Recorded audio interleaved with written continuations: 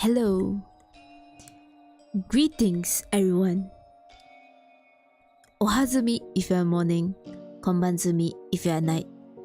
Welcome to... Actually, this is my first podcast, kinda podcast stream about urban/contemporary legend from around the world. Hello, everyone, and welcome. Take a seat over there. So, before we begin, let's play a game, shall we? This game is called Bloody Mary. How do you play, you ask? First up, you choose your playing space. You may play this game in virtually or in any indoor settings. The only requirement is that your playing space be capable of total blackout conditions, with no light bleeding in from the outside. An interior room without windows, such as bathroom, is ideal. If the only options available to you have windows, be sure to block them fully. Next, gather your supplies. You will need a candle, matches or a lighter, and a mirror. Then, wait until nightfall. Then, bring your supplies to the playing space and enter it alone. If you haven't already prepared the room, again, block the windows, set up the mirror, and necessarily turn out the lights. Now, light the candle and place it in front of the mirror. Face the mirror. Make eye contact with yourself. Be brave. Be fearless. Come on, take a deep breath. And when you're ready, begin repeating the name Bloody Mary. Say it aloud, beginning softly, but adding volume with each repetition. Repeat it once, twice, 3 times, all the way up to 13 repetitions. Bloody Mary. Bloody Mary. Bloody Mary. Bloody Mary. Bloody Mary. Bloody Mary. Bloody Mary. Bloody Mary. Bloody Mary. Bloody Mary. Bloody Mary. Bloody Mary. Bloody Mary. 13 is the magic number. Speak the 13 repetition with finality. Then, stop. Look in the mirror.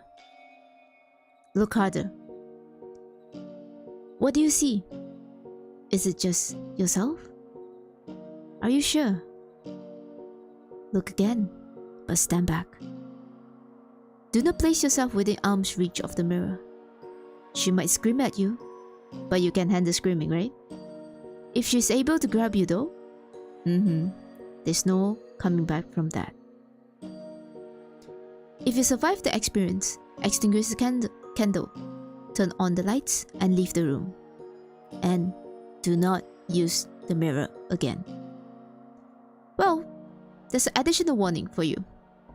There are no guaranteed ways to dispel Bloody Mary once she has been summoned, although various methods have been proposed. Some sources recommend drawing a cross on the mirror with soap for the 3 nights following the completion of the ritual.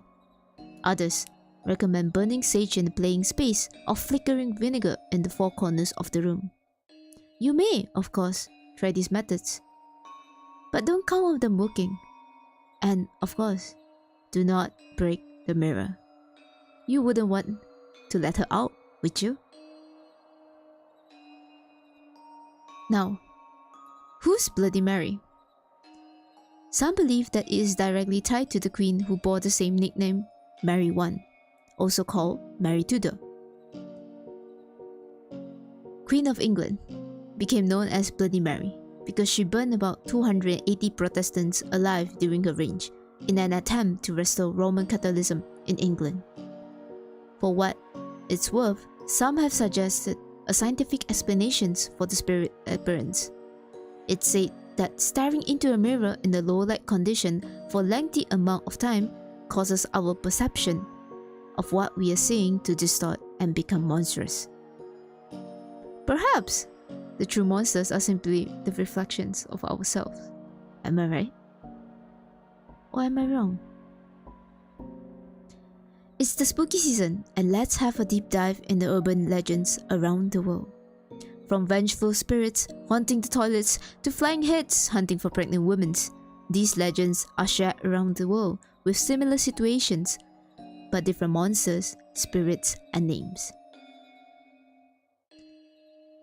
Before I continue, I would like to say that I already prepared a script over here, so I will just go according to the script, and I might not reply to the comments as often as I do on stream. But yeah, please enjoy. So, we will start with what is urban legend, right? Urban legends are often tales of woes and corporate misdeeds with appealing details that excites their audience. These tales, while often containing only a kernel of truth or none at all, tend to be widely accepted as factual and spread rapidly. In the past, they rely on oral communications, but in today's digital age, various instant communications methods enable them to reach a broader audience. These legends are frequently embellished and customized to suit specific regions or situations. When viewed with a degree of skepticism, legends provide clues that they may not be entirely accurate in the way that they are conveyed. Nevertheless, despite these indications and occasional doubts, they are frequently shared with others. So, what are the common characteristics of urban legend? Jan Bruvan, who wrote the book The Truth Never Stands in the Way of a Good Story, stated that there are 6 main characteristics, which being that they are invariably believed to be true, they are also primarily oral, short, tend to be linked together, tend to be unusually detailed, and cannot be traced directly to a reliable witness. Legends endure thanks to the efforts of people. In the era predating televisions and movies, the primary meant for stories to spread was through oral transmission. These tales would travel from person to person and place to place, with each retelling adding a touch of embellishment. It was easy to envision mysterious creatures lurking in murky lakes and shadowy corners, and the human imaginations would run wild, particularly after hearing about a ghost that supposedly haunted the town. In the days before the internet, television, or widespread access to the books, sharing these stories was perhaps the most significant form of entertainment in people's life. They make the most of these tales by passing them on to the next person, ensuring that the legends continue to live on. So, let's go on the exciting details, right? Let's start from the vengeful spirits from Japan. Japanese traditional ghost stories is rich with tales of yurei, roughly translated as dim spirit. Most commonly visualized as a female with long black hair, often hands in front of her face. Among them, they are onryo, known as the vengeful spirits. They recur again and again in the Japanese narrative traditions, from ancient poetic epics to stirring theatrical productions, to modern international horror blockbusters. They are driven by desire to get revenge, fueled by hatred, and they can go as far as cause natural disasters. Our first tale for today is from the dark corners of the school bathroom. Toilet no Hanako-san.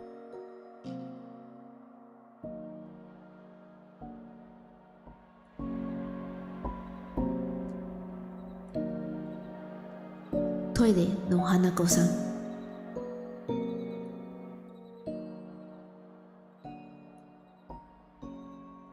You found yourself in an elementary school in Japan. Third floor of the girls' bathroom. You walk to the third stall and call out, Hanako-san, are you here? You hear the voice answering, "Yes, I am here."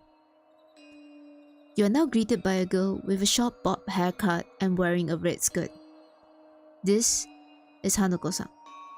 In the other variations, you can knock on the stall 3 times and call, "Hanako-san, asobibasho?" Hanako-san, let's play. Hanako-san will ask, "Nani shite asobu? What are we playing?" And depends on your answer, your fate changes. If you say, "Omamagoto, playing house," you will get stabbed with a knife. If you say, "Nawatobi, jumping ropes," you will get choked by the ropes. The origins of Hanako-san are murky. Although she became a national phenomenon in the 1980s, some say she has existed since the 1950s. Some stories claim that she died in a bombing raid on the school during World War II while she was playing hide and seek. Other stories claim that she is a restless spirit of a young girl who met her aunt at the hands of an abusive or deranged parents who found her hiding in the bathroom. There are versions that say she actually fell out of the window of the library. There are countless versions of the legend. Here are a few. According to Yamagata Prefecture, if Hanako-san speaks to you in a nasty voice, something terrible will happen to you. Another legend claims that Hanako-san is actually 3-meter long, 3-headed lizard that uses a little girl's voice to extract prey. At a school in the town of Kurosawajiri, Iwate Prefecture, it is said that a large white hand emerged from a hole in the floor of the 3rd bathroom stall if you say 3rd Hanako-san, 3番目の Hanako-san. In the boys' room at the school in Yokohama, Kanagawa Prefecture, it is said that a bloody hand emerged from the toilet, presumably an old-fashioned squatter.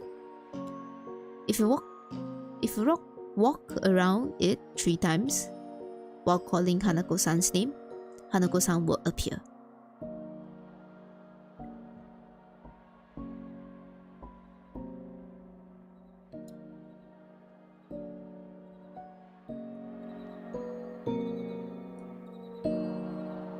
Akai manto.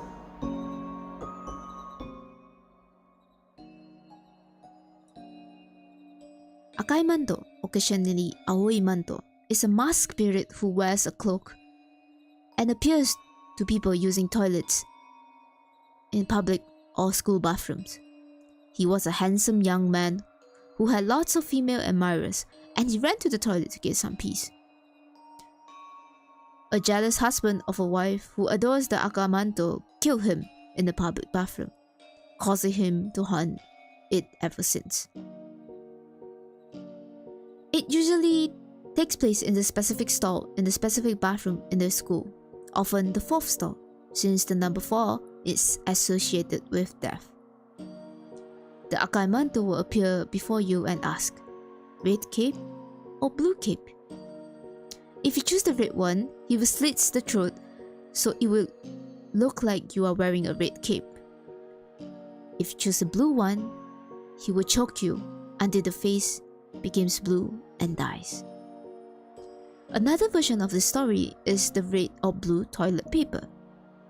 If one chooses red, one will be stabbed and sliced up so violently that the blood sprays everywhere, soaking the body and making it as if they were wearing a bright red cloak. If one chooses blue, the blood will be drained, leaving one dead and blue face on the floor. There are variations of minor differences of this story. Sometimes it is said to be a person hiding in the adjacent stall. Other claims that it is a ghost who appears as a tall man with a sickly, bluish white face. In some places, it is blamed on a hairy yokai called Kainaide, who lives in the toilet and likes to stroke people's rear ends with its end. In the Kainaide's case, the end result is less violent. A hairy arm of the chosen color rises out of the toilet to stroke the students behind.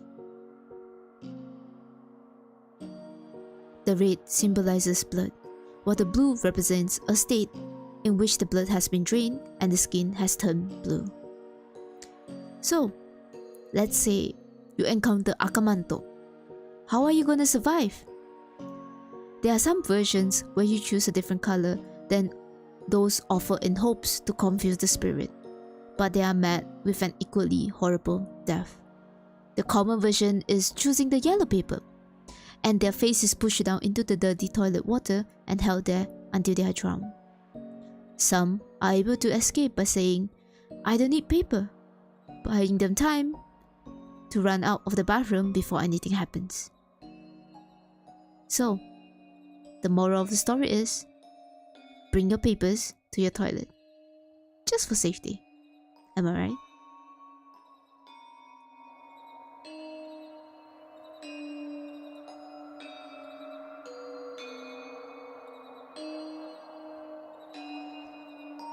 Kuchisake Onna. Kuchisake Onna, or slit-mouth woman, is one of the most famous contemporary legends in Japan. The Kuchisake Onna is the ghost of a woman who was mutilated and has come back to seek vengeance on the world. Her name comes from the deep, bloody gash which runs across her face, graining year to year. She appears at night to lone travelers on the road, covering her grisly mouth with a cloth mask, a fan, or a handkerchief. Legend has it that Kuchisake Onna was a woman whose mouth had been cut from year to year while she was still alive. In some variations of the story, she was believed to be unfaithful to her husband, resulting in him to disfigure her beauty and slit the corners of her mouth from year to year with a sword. Different versions of the narrative suggest that her mouth was disfigured during a medical or dental procedure, that she was harmed by a jealous woman due to her beauty, or that her mouth contained numerous sharp teeth. She will ask the victim, "Watashi kirei? Do you think I am beautiful?" If you say no, she will kill you with the scissors. If the victim says yes, she will reveal her disfigured mouth and say, "How about now?" If the victim says no, she will cut you in half. If you say yes, she will slit your mouth from year to year. So, either you say yes or no, the outcome will be the same. How do you survive this encounter, perhaps? The common ones are yelling "pomado" 3 times to her. It is said that in the past, pomado is used in plastic surgeries and has a distinctive smell that Kuchisake Onna hates. Another way is to throw bekko ame, hard candy, to her, as that is her favorite candy. You can run away when she is distracted with the candy. There is also a version where you can show her tofu, which because tofu is her favorite food. By tofu, I mean the food tofu, not that tofu. When you ask, "Am I pretty?" you can answer normal, futsu, or cute, kawaii, instead of yes or no to confuse her, giving yourself a chance to run away. If you said, "Mitame mo kirei da kedo, nakami mo kirei desu," translate as, "You are not only beautiful on the outside, but also on the inside," you will get a response of, "Arigatou gozaimasu, anata ga suki desu," which translate to, "Thank you, I like you," and she will leave you alone.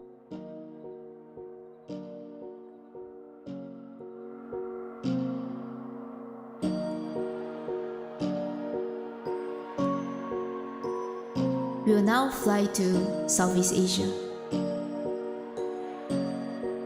Malaysia, Penanggalan.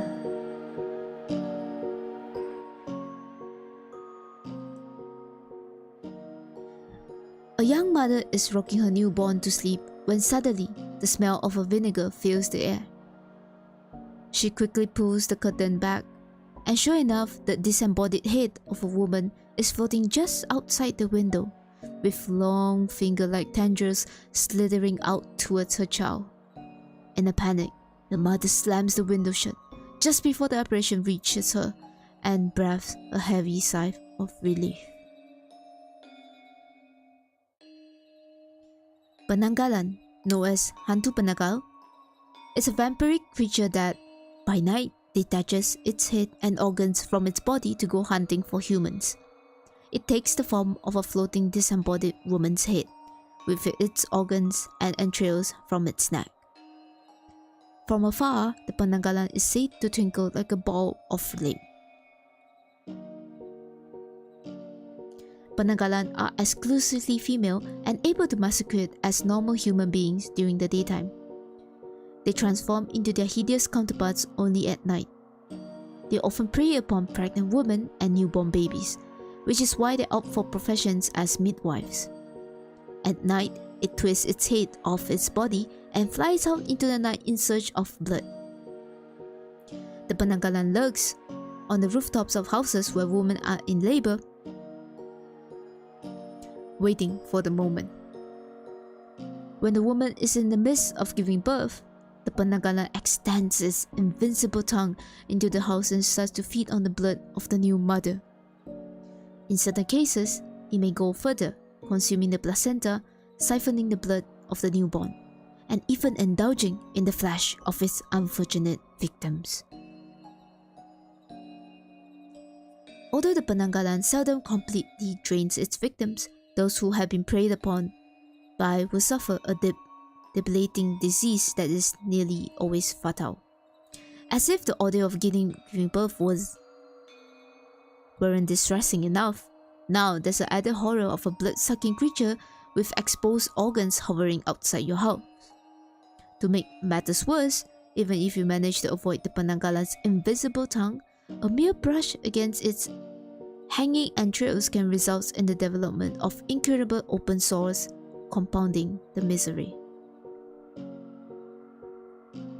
Parents seek to protect against potential kidnappings are advised to secure the doors and windows at night and seal any openings in the home. Alternatively, for a more proactive approach, one could locate the headless body of a Penanggal and fill it with glass. Upon her return, the Penanggalan will perish while attempting to reattach herself.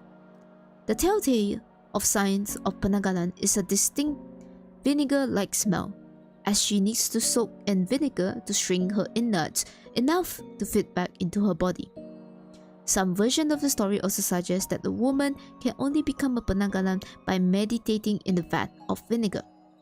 So, those with determinations might follow the sour scent to her residence, wait until sundown when she transforms into her monstrous form. What about the origins? According to the traditional Malaysian folklore, Penanggalan is a result of an attempt by an old young woman to use black magic to obtain everlasting beauty by keeping a vegetarian diet for 40 days. Upon breaking her meat fast early, the woman is cursed to become a creature with an unquenchable thirst for pregnant women and newborns. There is another version of folktale where the original Penanggalan was once a beautiful priestess. The priestess was once taking a ritual bath in a bathtub that originally contained vinegar. As she immersed herself in the bath and entering a deep state of meditation, an unexpected intruder entered her room, startling her. In her shock, she reacted so violently by jerking her head up to look at the intruder that the sheer force severed her head from her body, resulting in her disembowelment during the process. An event often humorously referred to in Malaysia as the overreaction of the century. Such a reaction until your head is jerked off from your body. Am I right? Also, the pickle woman comment is funny. Oh, hi Izumi to you. It is. Another version of this legend is the original Penanggalan was an ugly woman who had become consumed by bitterness of a single status and jealous of all married women. As a result, she murdered many innocent pregnant women. For punishment, the people of a village hung her head from a tall tree and tied her legs to a bull. As the bull charged, her body was violently torn away, leaving her severed head hanging from the tree with all her internal organs still intact. While the villagers initially rejoiced their victory over the perceived evil, their elation turned into dismay when they realized that the severed head had mysteriously vanished later at night. Unbeknown to them, this unwitting act led to the release of a hellish demon upon their once peaceful settlement. So, next time if you're in Malaysia, beware of flying heads with organs dangling above you, especially at night.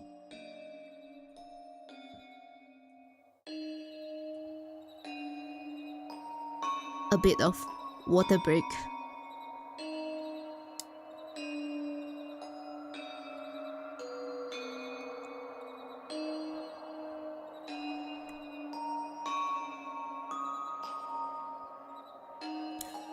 Next, we go on Thailand. Krasue.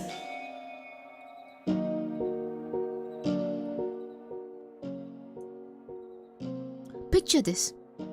You're walking through the rural area of Thailand or Malaysia or any other Southeast Asian country when you suddenly notice the glimmer of a light in the distance. Your eyes squint, trying to see it more clearly. When you notice that it is getting nearer, it keeps approaching, and your heart beats faster as it draws closer and closer. Finally, it is close enough that you can make up its shape. It's there, drawing ever closer to you.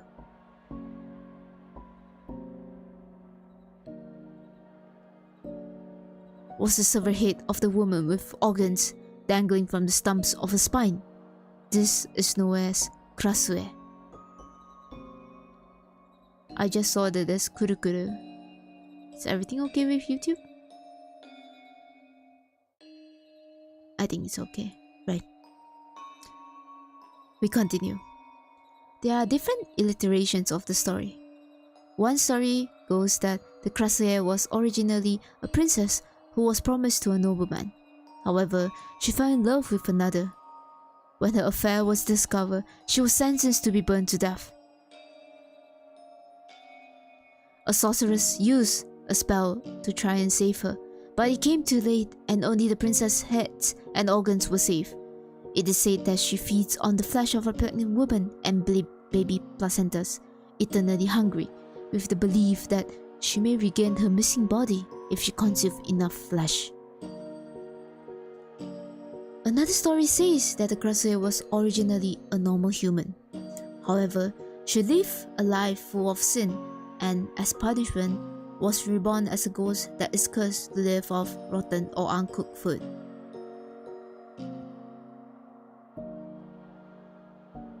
To satisfy its ceaseless hunger, the Krasue flies around at night to feed on the raw flesh of cows and chickens. They are said to feed even on the feces if there was no blood or flesh to eat. In Thailand, it is believed that leaving your clothes hanging outside overnight was a bad idea, as the Krasue may use them to wipe the feces and blood off her face. Well, you don't want a vampiric woman to wipe the feces and blood with your clothes, right? During the day, the Krasue appears as a normal person. She will hide her headless body during the night hours as she reattaches herself back at the sunrise to walk around undetected. It is important that she hides the body well, as she would have died if unable to join with it at daybreak.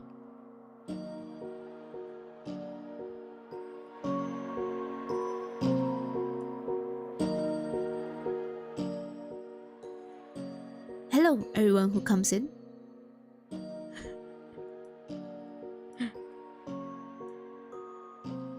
still have another 2 legends, which is gonna be in Europe.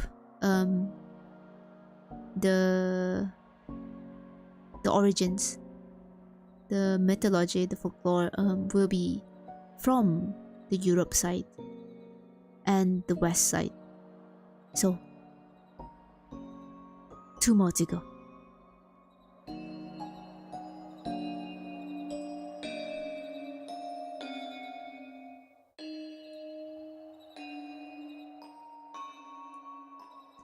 Myling.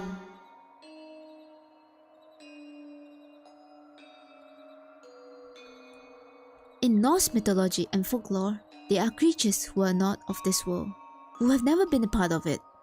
They are from the world of the dead, where the air burns your lungs to ice and your ears tingle with the rasping whispers of its damp residents. However, there are a few exceptions. Creatures who have left the imprints of footprints on the crumbling soil and have a mirror on the plains of the living. These creatures are called the Mylingar. Mylingar are the ghosts of unwanted children, born between a man and a woman of non-matrimonial relations. In the Middle Age, bearing a child out of wedlock was a great shame and would leave the woman ostracized by society. These women saw no other option than to rid their newborn child's life before their eyes could reflect the light of day. Their corpses, still warm from the brief phantom breath of life, would be buried in bogs, forests, or in dusty attics. There, they would be left in the chilling darkness. Their restless souls would fester, unbaptized and untouched by the grace of God's eyes, and they would turn into spirits. At night, if one were to listen closely, they may hear the faint echoes of a baby's tearful cries from deep within the forest. Sometimes, from above through the rotting boards of the ceilings, these cries will continue to ring for years, supposedly the same number of years the child would have lived if their life wasn't so cruelly snuffed out. Some say that these cries were so that someone could find them and give them a proper burial on Holy Land. Others say that the cries were for help, begging to be given a name as they never got a chance to have one. These are said to be ways to bring peace to a Myling. Mylingar were not only the spirits of sad children. Some grew vengeful towards their parents and could bring disasters and death to their lives. They can reveal the identities of their parents, both mother and father, through songs that tell tales of the terrible fate they have suffered. The child may find their mother and drain their blood through breastfeeding. In some stories, the Myling may appear at their mother's wedding. Underneath the floorboards, they will say, "Vessels are narrow." Let me repeat again. Vessels are narrow, legs are long, and I wanted to dance once again.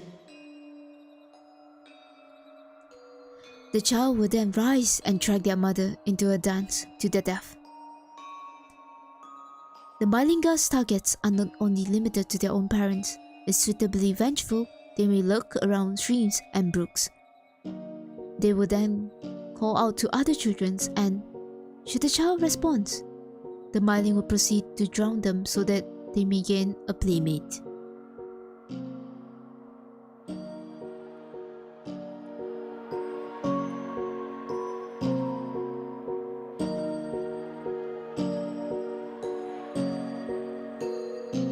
Glaistig.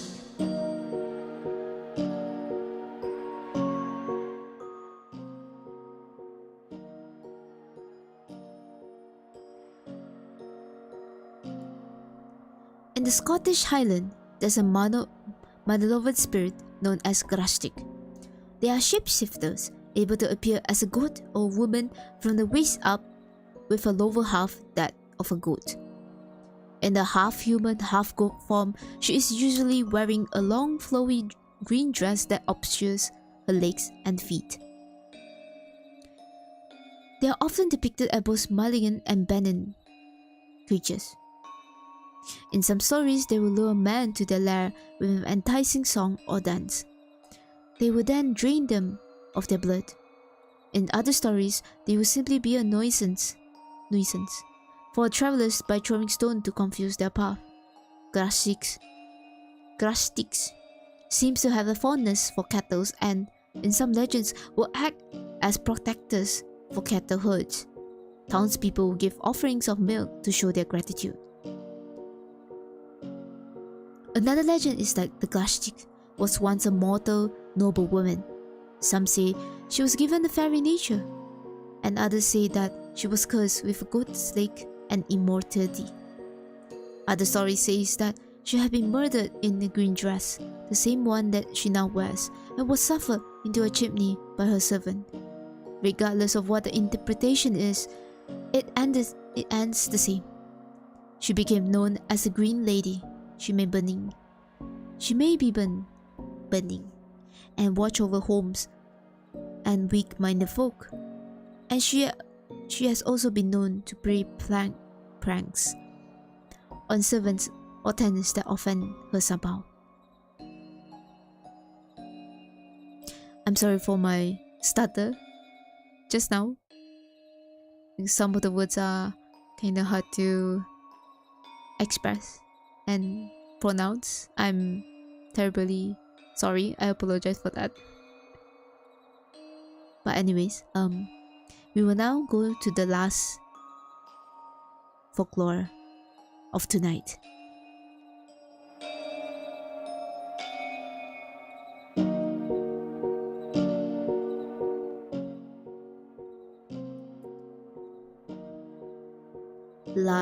Llorona.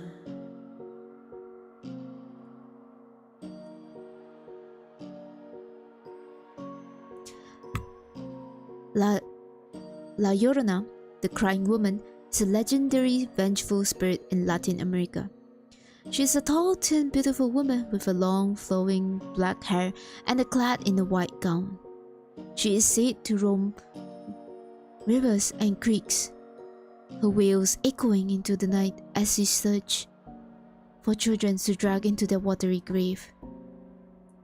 Her story changes depending on where or who is telling it. This is the story. La Llorona was born to a peasant family, blessed and cursed with a beauty that charmed all who laid eyes upon her face. She fell in love with a wealthy man and bore him 2 sons. However, the man changed. He began to return to his womanizing ways, often leaving for months at a time to indulge in women and alcohol.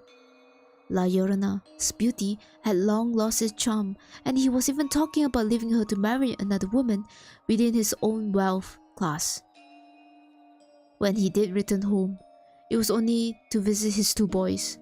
This caused a burning jealousy and resentment in La Llorona towards her sons. One evening, La Llorona was strolling with her children along the side of a river when her husband approached her in a carriage with another woman.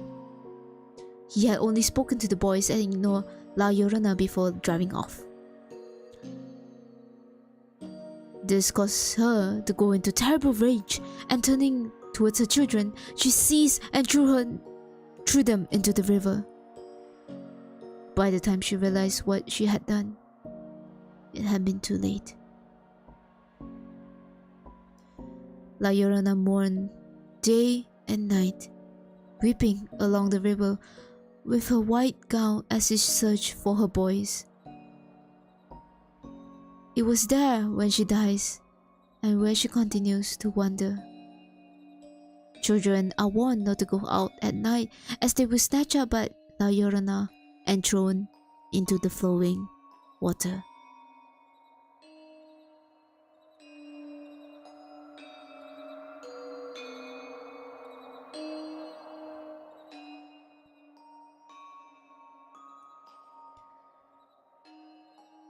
That's the end of several urban legends around the world. Urban legends usually serve to personalize, authenticate, and enhance the power of narrative. So, we have talked about Toilet no Hanako-san, Kuchisake Onna, and then we travel to Malaysia. We talk about Penanggalan and Thailand. Krasue.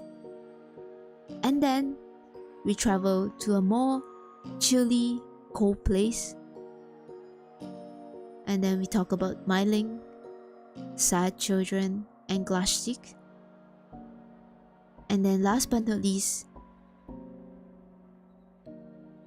La Llorona, vengeful spirit in Latin America. So, these are the stories that I have prepared for tonight. So, upon hearing all these stories, which one do you think that is the scariest? Or the most bizarre? So tonight, maybe lock your windows, check under your bed and sleep tight. If you're starting your day, do beware of encountering one of those creatures.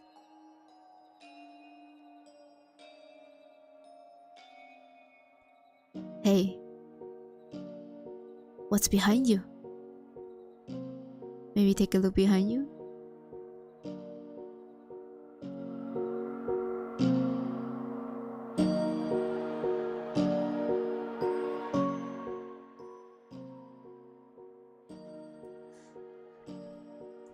So, these are the stories, and this is, oh shit, oh pain.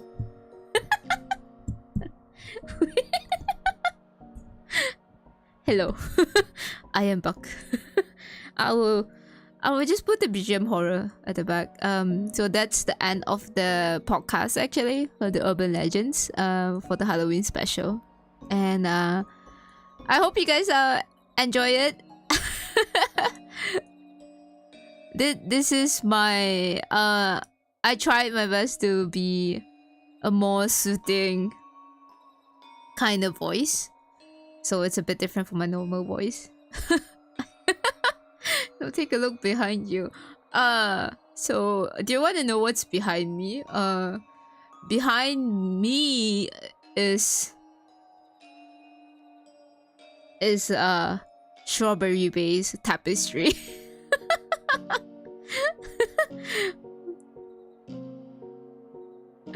I'm behind you. Who's behind me? The only thing that behind me is base tapestry and base dakimakura, okay? La Llorona was nice. Yeah, I think that La Llorona was like very sad though. Like, I know like she was jealous of her husband, but in jealousy you throw your sons away. You drown your sons, which is, it's very bizarre though, and it's like, oh god, that's cruel. But I do know like there are some cases like that, like real life cases where, I mean, like probably not our jealousy, but abusive parents, right?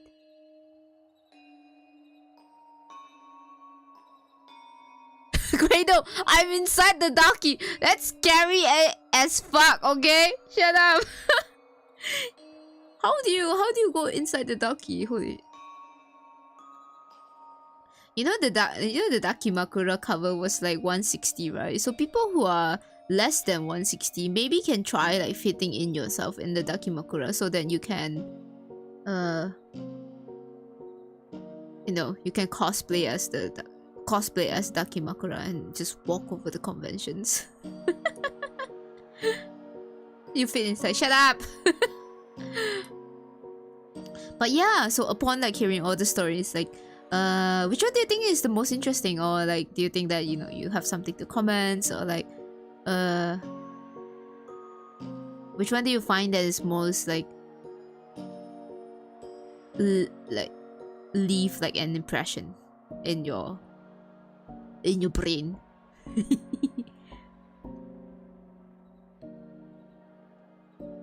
I rated it somewhat like a pervert electric. No, it's too late. You retracted on the chat, but this stream stays. So you will never get that statement back. Also, do you see this background? Actually, this background, like, there's like foggy, like a fog, if you look carefully. So it's like a special effects, you know? Like there's fog, and then there's like a trail of like long hallways, which I think it's like very scary. You know, one thing I don't like about places that like really dark, especially long dark hallways like this, like, you know, where I was standing. It's scary, you know, like you couldn't see anything beyond that vast dark. It's like it's dark space, you know. It's like it's another dimension, you know, ready to pull you into another world. Perhaps it's cold. Perhaps it's hot because it's hell, maybe.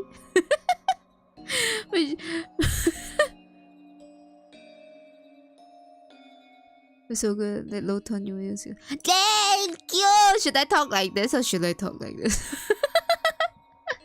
Organs full long dark hallways everywhere. Yeah, because like that's like one of like the fears, right? People people don't like about it, you know.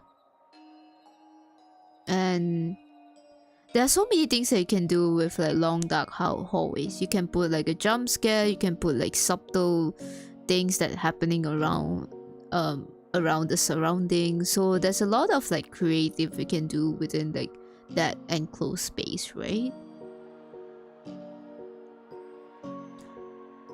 You gotta buy the Daki. Please buy that Daki. Thank you very much. Right. You know, like talking about like I was doing all the research for these stories, and to be honest, I learned a lot of stuff. Like I dig deeper, and there are like some of the legends that I already know before, like Toy no Hanako-san I definitely know, and the Kuchisake Onna as well. Akai manto as well. The Akai manto I didn't know like the name of it. I only know like the blue and the red toilet paper. So these three are like the big urban legends like every Japanese will know, or like people who live in Japan will probably will know.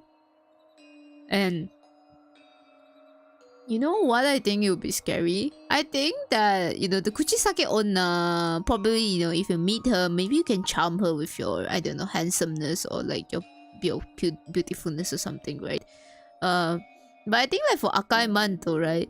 So basically it's set in the it's set in the world, not in the world, I mean it's set in the situation where you go into the bathroom and then you decide to take a shit, and then you realize there's no paper, right? So I'll be like, oh shit, there's no paper, how am I supposed to wipe?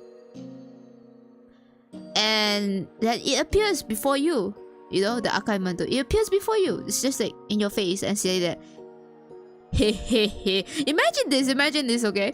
Imagine this, like you're taking a shit and then like Akai Manto just like flies, I don't know, like go through the wall or something, and then like just appears before you, like lands in front of you and saying that, hey hey hey hey, do you want red or blue paper? Bro, I think I don't know which one is the scariest.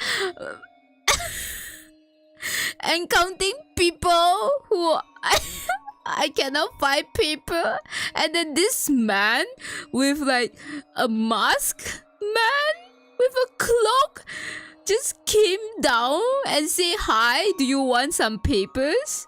Ew, no! Oh my god! Oh my god! I think that's the most scariest part, dude. It's not about like, yo, I'm gonna die scary, but you be like, yo, man, where do you come from, man? But hello everyone who just came in. So we just had a little bit of like the storytelling slash urban legends podcast just happening over here right now. We are just talking back about the stories. So it's kind of like a back BTS back yeah, behind the scenes kind of talk right now. so I cannot get over the fact that, you know, this guy was just like coming in and say, hi, do you want some papers? Hello, do you want some papers? So do you want red paper or blue paper? And like like the red one, so the one version that I heard that I didn't state in the podcast is the red one, they will slice you up, right? So I did say that it will slice you up. But the one that I heard is like you take the red paper and but technically you use it, right? So you use it and then it will slice from your rear end. Imagine that shit, bro. I don't wanna imagine my butt being slashed to half and I just die like that. I think like that's the most scariest thing, right? It's like, imagine being slashed like halfway through. It's like that, but from not from your head, but from your butt, from your rear end. Bro, ouch, yeah. Same, bro. Bro, really, ouch, man. No, I don't want to.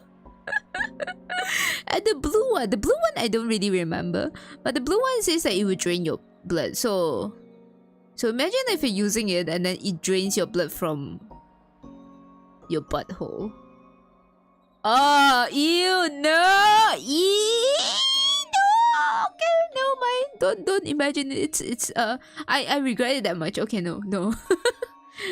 But which one do you think that is the most it's the most painful death? The one that slices you up or the one that drains you?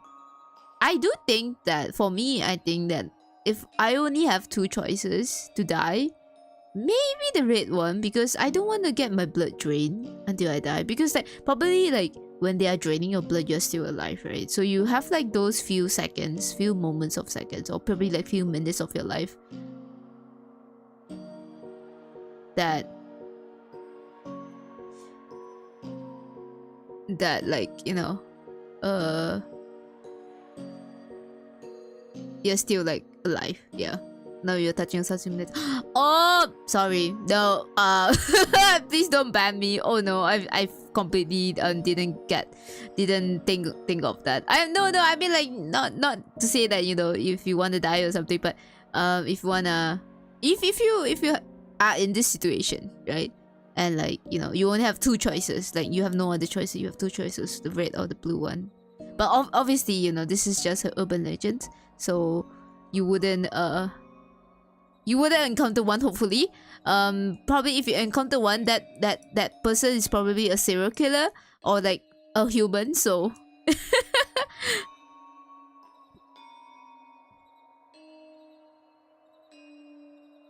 I'll be mad if I ask for privacy. You know what? That's true, Lucario. I think like I would do the same thing though. I will be like, first thing, if Akai Mando just like appears in my toilet while I was taking a shit, I would literally be mad at him and saying that, what the fuck, can you respect my privacy for a while?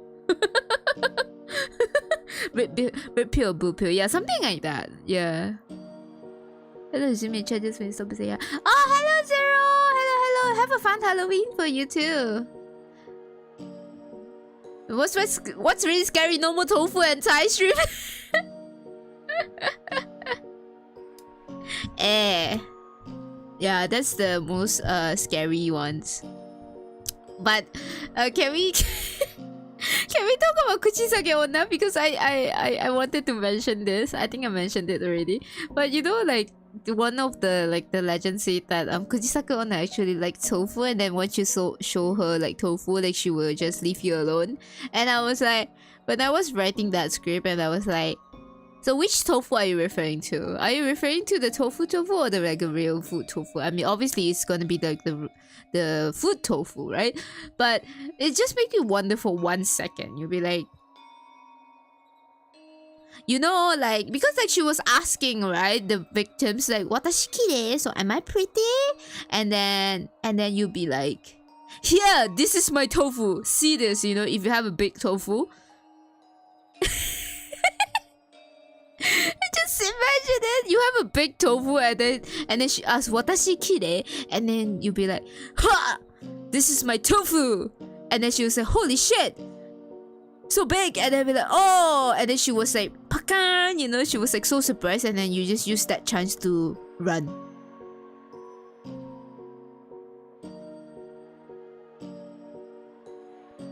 So flash her and she'll let you live. Technically, yes. So my butt crack is gonna split me in half. Yeah. With that red paper, I guess. It's so fucking painful though. Ask her to play. Ask her to play Monopoly. Yeah, if you flash her and she still asks you watashi kirei, she still pester you, it'll be do you wanna play Monopoly? So speaking of bored and get super jealous of the boy, you know what? That's probably true. I think like in this legend, yeah, probably. Well, she did say that, you know, she well, you know what? I think Kuchisake Onna, she's just insecure, right? She's inside of her. She's actually deep down a really scary little girl who longs for recognition of her beauty. And it's our duty as a victim to tell her, you know? It's not about outer beauty, it's about inner beauty as well, you know? You just need to reflect to yourself. And if she said that, no! Am I beautiful? She keep asking you that? Easy, you just tell her. It's not about outside, it's about inside, you know? Embrace the inner beauty inside you. Or you know what? Just flash her and then run away. No, just Monopoly on the bed. Hey! No, we play Monopoly on the bed. See? We play Monopoly on the bed. Yeah. Yeah, she was just insecure, you know, Kuchisake Onna. She was just insecure. Yeah. That's about it. But yeah. So that's about Kuchisake Onna. That was a very interesting story as well. But apparently that you cannot run. You cannot run past her. She was said that to have like a really fast. She runs very fast. She can run as fast as a car. Yeah. So you know, one thing I was thinking of like how to survive. Maybe it's like she asked like, watashi wa kirei, and then you just hug her, and then you validize her feelings, and then you be like, it's okay to feel, it's okay to be not okay. You started the whole therapy session with her, you know. You'd be like, why do you think that you're not pretty? Can you think of any reasons? Like any external reasons, internal reasons as well, you know? Just connect with your own heart, your own emotions, and tell me, you know, Your feelings are valid. I'm here to validate your feelings, and this is a safe space to talk about it.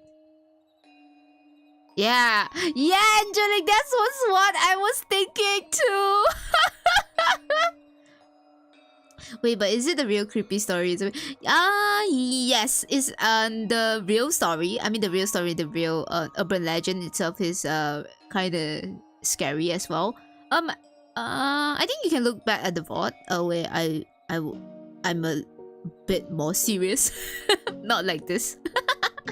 you can listen back and then so that's like the whole story of like the Kuchisake Onna. Yeah. You first sit down for an hour long lecture, but then you. Yeah, Angelique, I think like if I were the victim, I would do that. I will literally do that. Imagine a therapist going into this situation. You know what? If the therapist got in this situation, I think she's lucky. She just lack of she just needs professional help. That's all. That's all I can say for Kuchisake Onna. Yeah. She was just a disturbed woman who needs professional help. And we should help her. We should ask her to seek professional help. And while she's very confused because she's not a human, she's a spirit, you can just take it and run away.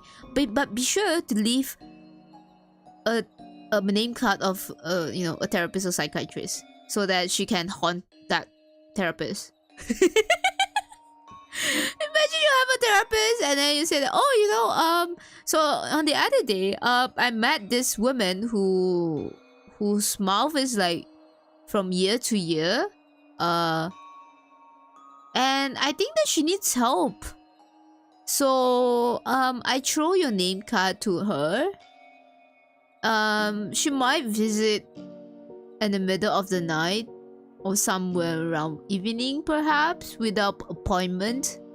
So yeah, just to let you know.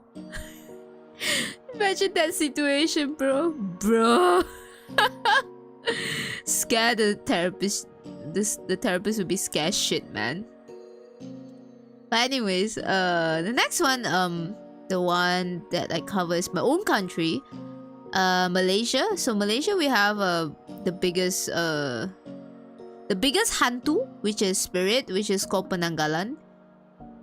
Penanggalan is the one that I hear is very, very scary though. Like, I like the story of Penanggalan because it still scares me, like when I was a kid until now too. And the thing about like Penanggalan is like they don't hunt for like any people, they hunt for like specific people, right? Like pregnant women and newborn babies. Which at the same time, you know, like I think like spirits who hunt for newborn babies are fucking scary. Okay, are fucking scary. Like, come on, man. Like, newborn babies, please don't touch them. They are so vulnerable. And then you decided to the yum, let's eat them. Slip. slip.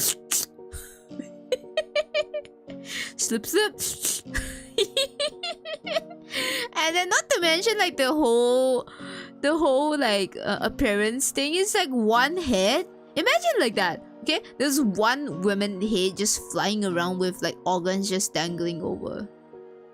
Like with the intestine, you know, the long intestines, like it's just like dangling over. And do you know that the intestine, our intestines is like very long, up to 2 meters, I guess. It's scary though. I remember something like that happening in real life 10 years ago. The baby yum thing, really?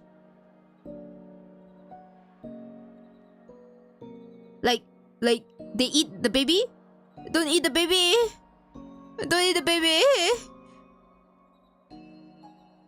Oh, sitting in the blanket. Yeah. It's very famous throughout like the whole Southeast Asia. And man, like imagine like, you know, the pregnant woman too. Like, how are you supposed to run when there's like a flying head trying to catch you, and with the invisible tongue too? Spirits who hunt in general are scary unless a sexy fool's trying to do. That is very true. That's very true. The sexy fox. Why is it sexy fox? You should start running, you say. Bro, like I would too run away. I know like there was another legend, but I don't think it's a Penanggalan, but it's another one. The Pontianaks. I think it's Pontianak or something. Pontianak is kind of like a vampire or something. Like they too they don't hunt for pregnant women, they hunt for virgins. So they wanted the blood of the virgins, so they say that it's much more tasty. So yeah, and that's kind of scary as well. Be like, oh no, that's so much ghost that hunts women. Like, firstly, if you're pregnant, you're doomed. Secondly, if you're virgin, you're doomed. You have a baby, you're doomed. Basically, like, you just need to be an old woman then, you know, or you become a Penanggalan for yourself. Yeah. One biofact you got for. Oh yeah, Angela, you know, see, it's not 2 meters, it's 4.5 meters. Holy shit, bro! Flying head. Imagine flying head. And like 4.5 meters of intestine just dangling over. Shit, that was so scary. And then also fear, what the fuck, they eat the behbeh? How do you eat the behbeh? And then why is baby yum yum? Baby yum yum.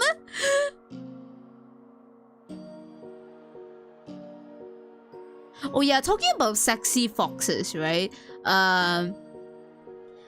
Sexy foxes, we do have like, I think like in Chinese culture, or I think Japanese culture as well, we have a thing called Huli jing, right? Huli jing means like fox spirits, right? So they are very sexy. They change into a beautiful young woman to lure the man, and then they suck the life force out of them, and they do that to survive. So in the Chinese saying, so those beautiful young women who seduce people's husband are called Huli jing as well, right? Yeah, we're going back to a reality a little bit. We're going back to the reality. So people are like that. People who are mistress, they are called Huli jing because they seduce other men, right? They seduce other men, get their wealth or whatever, I don't know, but they are called Huli jing. Yeah, so it's a derogatory term, but they are like legends, urban legends about it, where, you know, it's a fox. And then in Japan, it's the fox spirit is, I'm not sure about this too much because I only heard rumors. I didn't go deep into research about it. But they also can change to like forms, human forms, humanoid forms. Not limited to women. You can change to like other types of human, other types of human. And I don't think that they suck the life force though, not sure. But they are playful spirits, so they need to be respect, and you need to go through their rituals. So that's why, like, when you go to Japan, there are two kinds of shrines, right? The Shinto shrine and the fox shrine too. And the Shinto shrine is for the normal Shinto religion, and they are also fox shrine. So the shrines that are dedicated to foxes, you can see the difference between them by seeing like so there were two like statues outside of the shrine, probably somewhere around like the torii or something, somewhere around like that. And so if you see like a lion, like with it's called one is and it was so the one with the open mouth is the one with the closed mouth is But just take this with a grain of salt because I'm all saying from the memory. So maybe you can do a little bit of digging after this. So the ones with the lion head is the Shinto one, the normal one. The fox one is you can see the statue of the foxes. Yeah. So yeah, fun fact. So when you come to Japan, you know, you can know the differences between like, oh, you know, this shrine is different from this one. Yeah. So sounds very fun. Is this thing so? I think like I don't think it's still the soul. I think it's still the life force. I mean, is life force similar as souls? Not really sure, but probably, yeah. Well, definitely, you know, seducing them because they love them, though. You know what? Yeah. I mean, you know, men tend to blame on women. And then they be like, you know, when they were found out of the affairs, they would normally say they normally say is to, oh, that woman seduced me. But I was like, but sometimes I would think of like, you know, those dramas and everything, right? And I was thinking of like, man, it's your dick though, you know, you can say no, right? But yeah, you know what? Please don't cheat on your partner. If you have a partner, please don't cheat to them.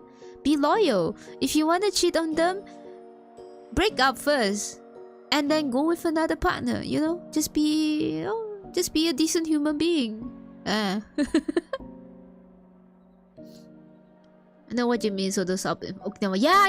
The lion statues, right? Yeah, technically life force soul. Oh, okay. So I think it's probably the same then. You know. But you know, talking about like all those like mythical creatures and everything, right? Being Japan and China also have a lot of mystical creatures. Like Japan itself, like I cover only like the urban legends, but I didn't go deep down into like the more like the yokai, because there are two types, right? The yurei and the yokai. Yurei are most like vengeful spirits, mostly women, mostly human shape form. And ghost spirits, yeah.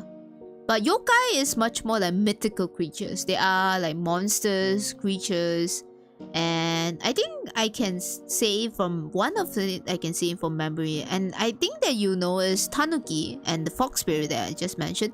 Tanuki is also considered as mythical creature, and another one that is called Zashiki Zashiki warashi, I think. Wait.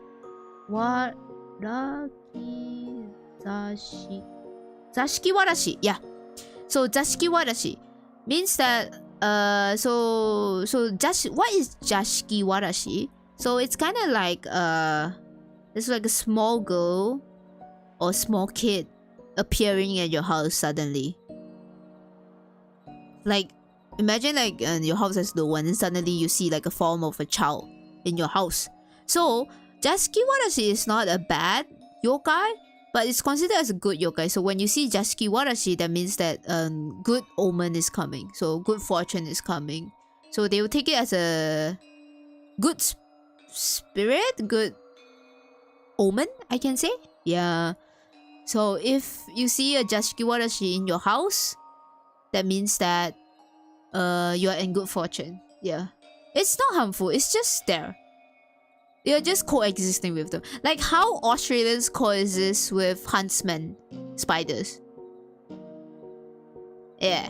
You know, like the huntsman spider who's like as big as a head, or like I don't know how big it is, like as big as a palm, and then they could just like, oh, you know, the huntsman spider, you know, we live together. And I was like, oh my fucking god, that was such a big spider. You know, I have an Australian friend and I asked him whether it was correct or not.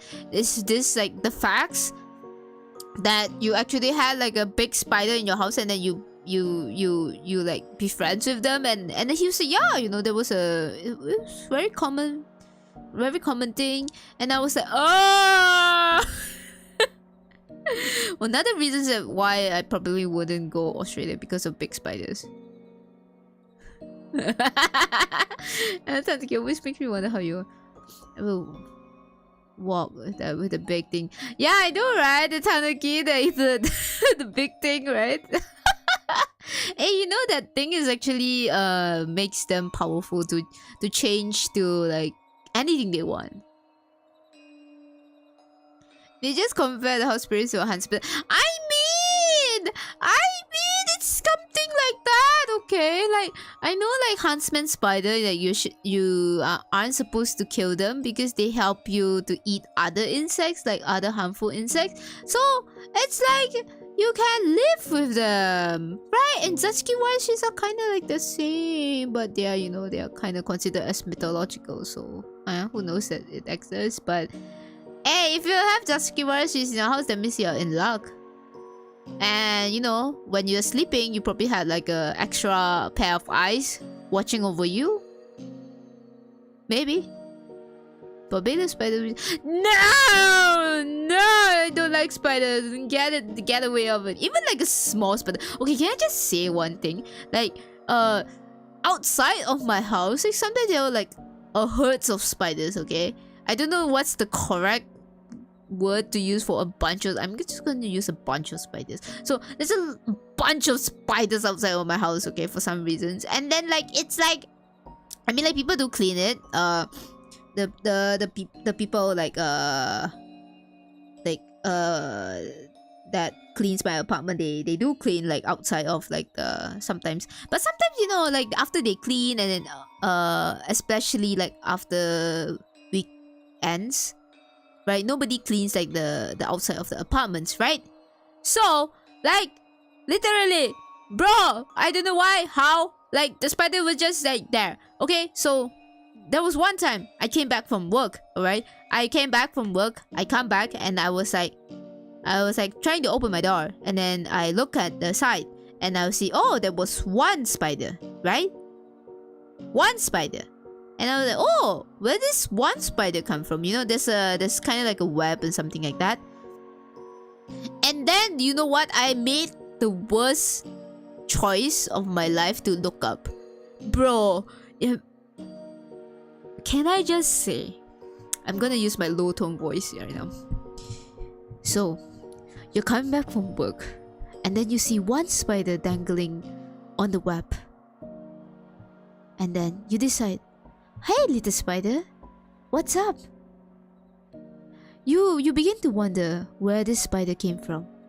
You know, with the web as small as the, I don't know. I cannot with words right now. But anyways, so what do? You decide to look up for curiosity, tracing back where the webs came from and where the webs came from. So you look up, and the moment you look up, you regret it. You immediately regret your life choices. Cold air hits your skin. The only thing you can feel is the chilling wind hitting your skin. You feel a chill down your spine. Where do they came from? You ask yourself.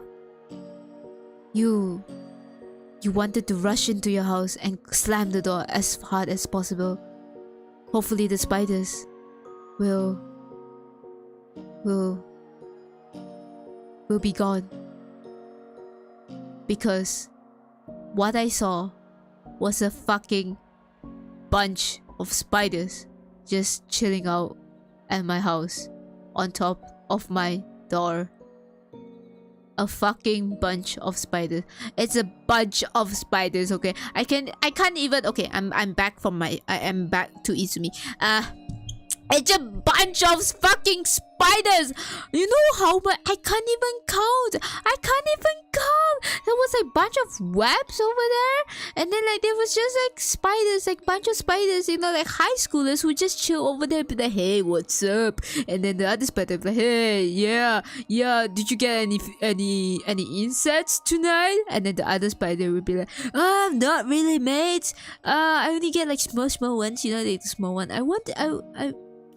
I'm feeling a bit hungry right now. And then the other spider be like, yeah, we just need to wait, right? I think like this is the best spot to camp, like since you know there are all sorts of insects coming over. Yeah. Yeah, they're basically having like a party. And it's just like, you know, a bunch of like spider dudes or spider women's, I don't know. They're just chilling out on top of my door. Bro, I was afraid to go out the next day.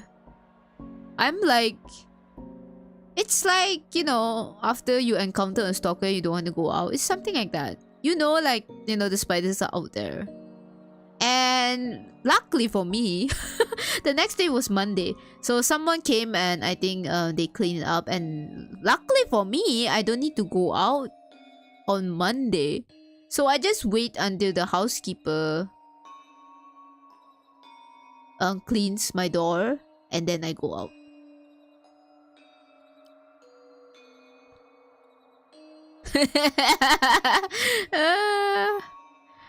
A few months ago, I go home for a party. I saw a spider size of man. Yeah! Look at you! What the fuck? No! How? Oh my! As big as a palm? The spider's as big as. Yeah! No! And on your bed? Yeah! You know what? Today's horror. Let me tell you, today's Halloween, and the most horrible thing is finding a spider as big as a palm on your bed. That was such a scary experience. I think I would just...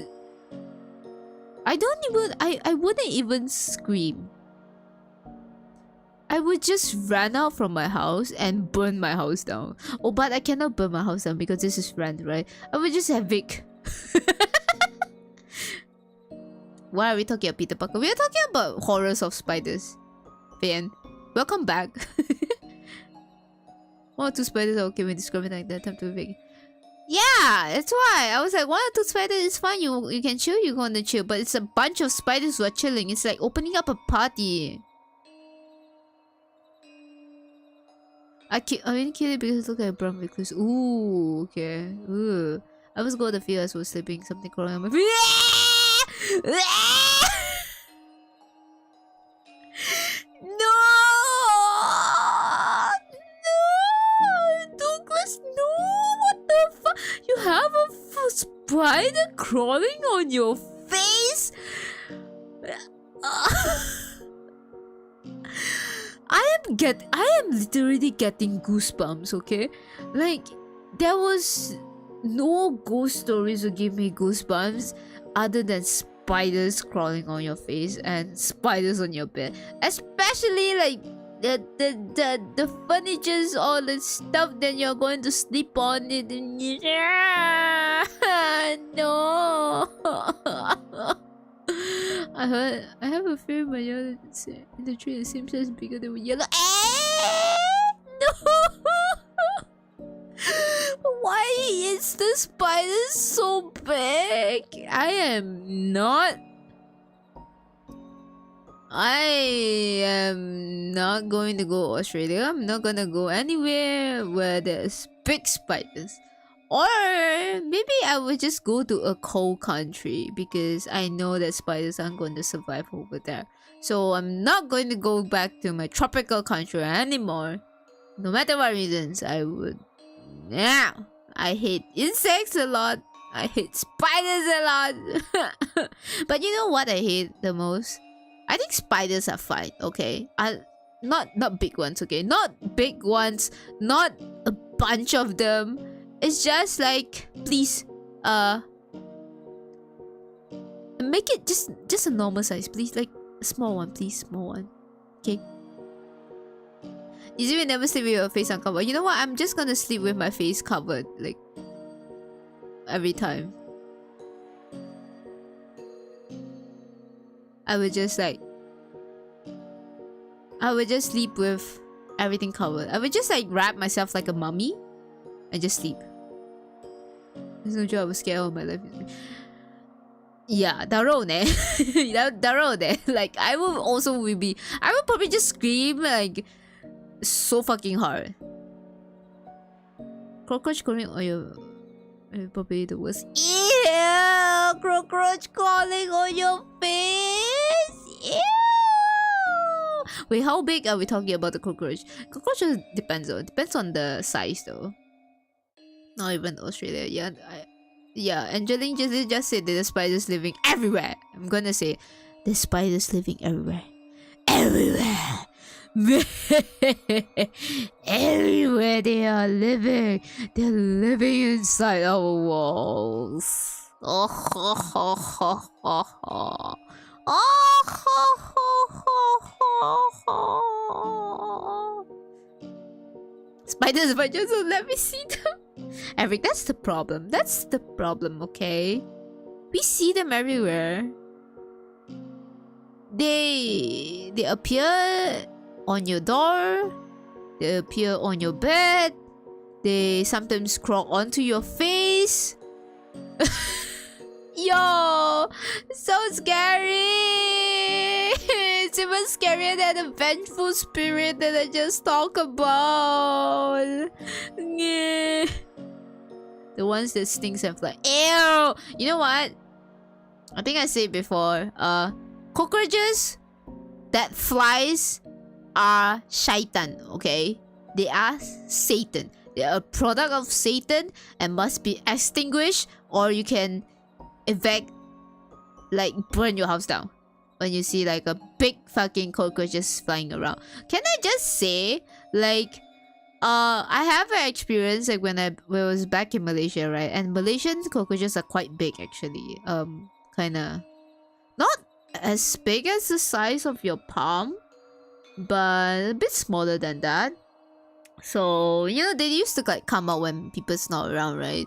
And usually like my brothers would just kill them, or you know, I would kill them if I see one. I would scream first and I would kill them. I can kill cockroach. I can exterminate those cockroaches with no problem, given the fact that they are not flying, right? And so there was one time I was studying, and I was studying my biology. So people who are Southeast Asian, you know, like the biology book that is like super fucking thick. I don't know. I have a biology book. It was like super thick. It was like very thick book. Okay, so I was studying about biology. Okay, I was studying about plants and shit and everything, and human organs and stuff like that. And then I feel a tingling on my legs. Right, I was like, whoa, what's that? You know, it's the middle of the night. Like, it's either the spirits or like some entity or whatever, you know, right? And then I was like, whoa, what's that? And I look at the floor and it was a fucking cockroach, and I jump out of my seat and take that biology book that I was studying and slam it to the ground.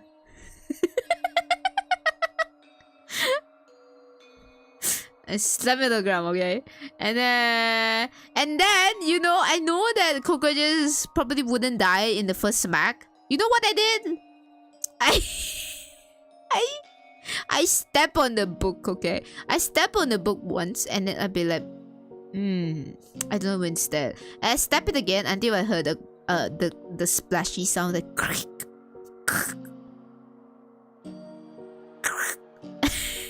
And I was like, oh, it's probably dead. And then only I lift up the book and use the tissue to like clean everything. Blast the cockroach, you know, in the next life, please don't be a cockroach.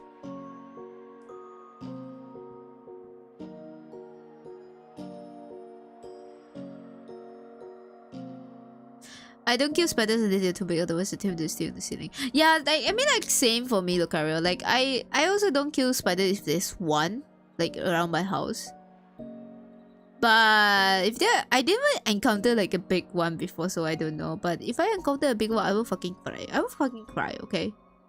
I also encounter once the cockroach that crawl on my face and my heart. Douglas, how many stuff is gonna crawl over your face? You have spiders before, and you have cockroaches before? Then what's next? It was on my bed and some when I was sleeping. Ew! No! Why is always like you were sleeping? Ew! cockroaches are scary, you know, that's very true. But you know, when they are on the ground, it's fine. You can still kill them with a slipper or whatever, you know. But when they fly, holy fucking shit! No, when they fly, it's doom. It's doom. Like you need like an exorcist like book or something, right? To pray the Satan away. You know, it's just flying everywhere. You be like, you better pray the hell out of you, man. Or you just burn down the house. It's either like that. You know, when you deal with Satan, it's either like that. It's like demon. You know, it's a demon. Okay. It's a demon. Nah. Ah.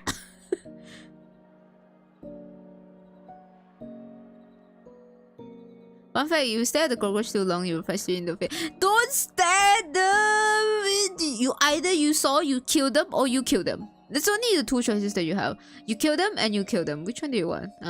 It's like, you know, it's like the red paper and the blue paper. Which one how do you want to die? Do you want to die of like spray?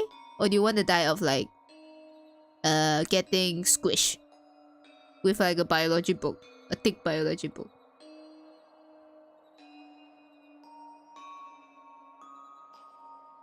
I kill once in my crocs and feel the body I crack. I feel you so much.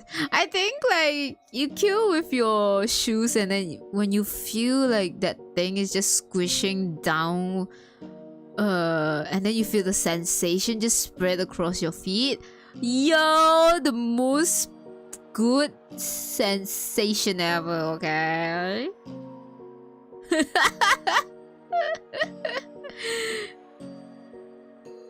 Humanity lost its greatest weapon in the roach when we went into electronic.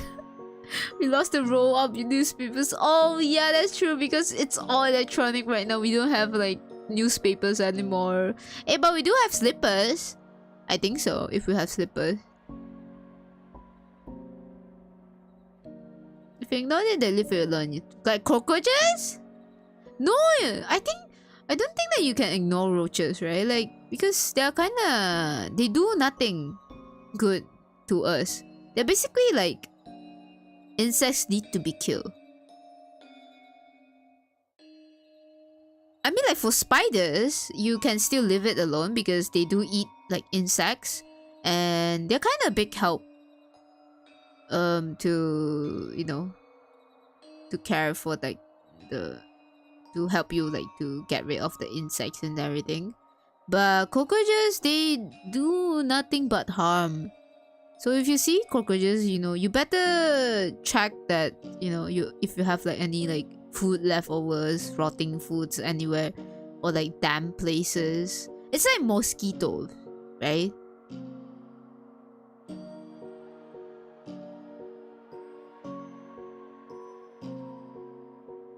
Cockroaches are the worst. You know what? That's very true. They are the demons walk amongst the land. The only insects I have problems with ants actually. The burrow beneath the field shit and swamp. Ants I'm still fine. I mean,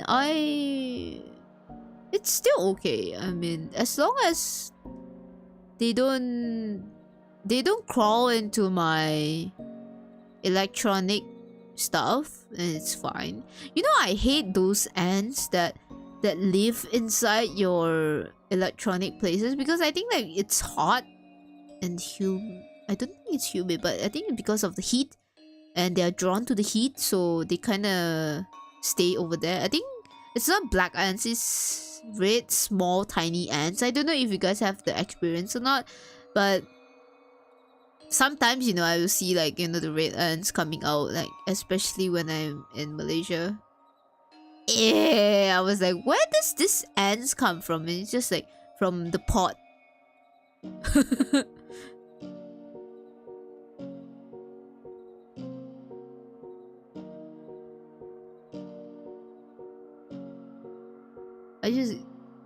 do you kill spiders with your hand? Just slap it? Oh my god.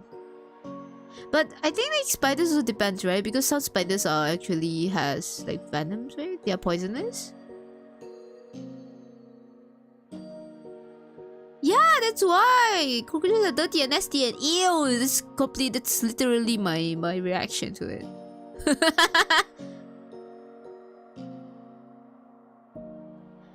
Roaches have the roe in it. Consider you sure? Wait, I'm gonna Google search. Do roaches have roes?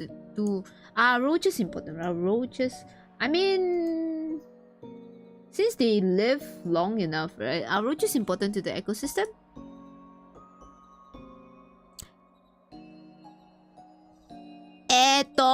Let me I'm going to read it out. Okay. Roaches are important because there are 5 essential roles that the roaches serve in the environment. Firstly, is food for wasps. So basically becoming a food for other insects, right?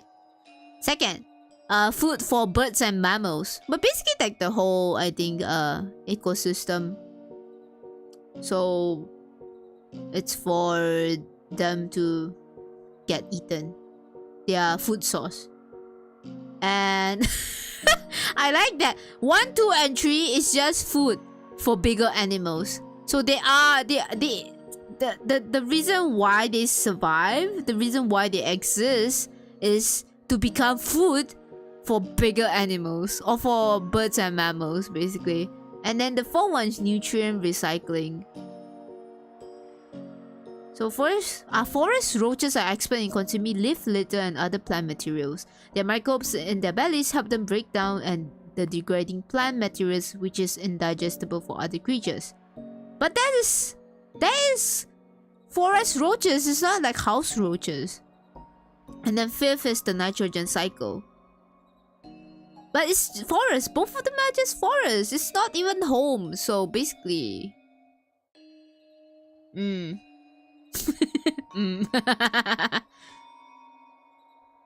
are just a food source for other insects, basically. My parents think it's funny. It's not scary, but then I'm just gonna really see a cockroach in the stir.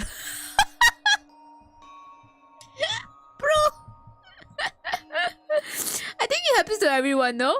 Like, you know, you'll be like, I'm strong and brave and I'm risk-taking, I'm not scared of anything in the world, not even the spirits or the yokais or whatever, like Kuchisake Onna or Akamanto, or, you know, any like the Penanggalan would never scare me, you know, or Orang Minya also never would scare me. But that moment when the crocus just passed through, you scream like shit and then you run like shit. That's also me. My dog sees a cockroach and starts playing with it. You know, your dog will probably just play with the thing and just eats it up. Maybe. I eat the bread. Ew! Deep fried and crunchy and taste of garlic. I thought they smell. Ew! I don't. Roaches? I never heard of roaches before, but if you want to eat insects, then maybe crickets will be better options.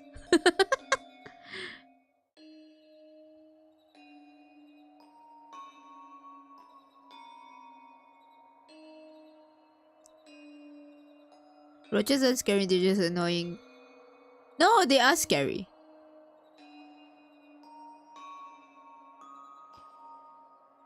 They are scary! For me, they are scary. No, you know what? My opinions are valid and my opinions are final. They are scary shit. You know you know like the moment when I see like one cockroach in my house. I had a 30 minutes fight with that cockroach, okay? It was on my wall. It was just crawling on my wall. I was just chilling and cooking up some art, and when I look up, the cockroach just was like, "Hello!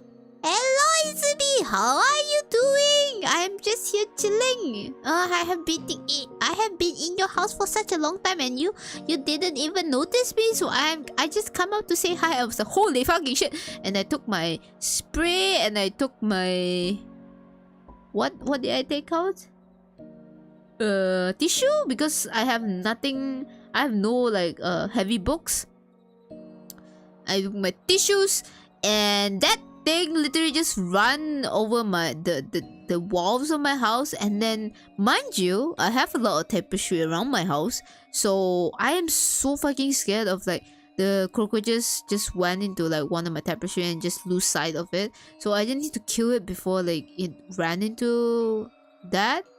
And not to mention, I have a lot of like merch around my house. It's basically my whole house is just like merch, and I don't want the cockroach to fall into one of the merch section. It will be ew. And so I kill it very fast. So the moment I see like the spray is working and you know it tries to like wiggle down, I immediately catch it with my tissue. I catch it in my tissue, okay, and managed to bring it down to the ground, and it's still wiggling like it's like and then I step on it. I step on it.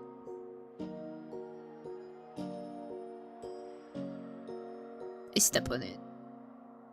And I double step on it. I didn't step once, but twice. To confirm that it was dead. Okay.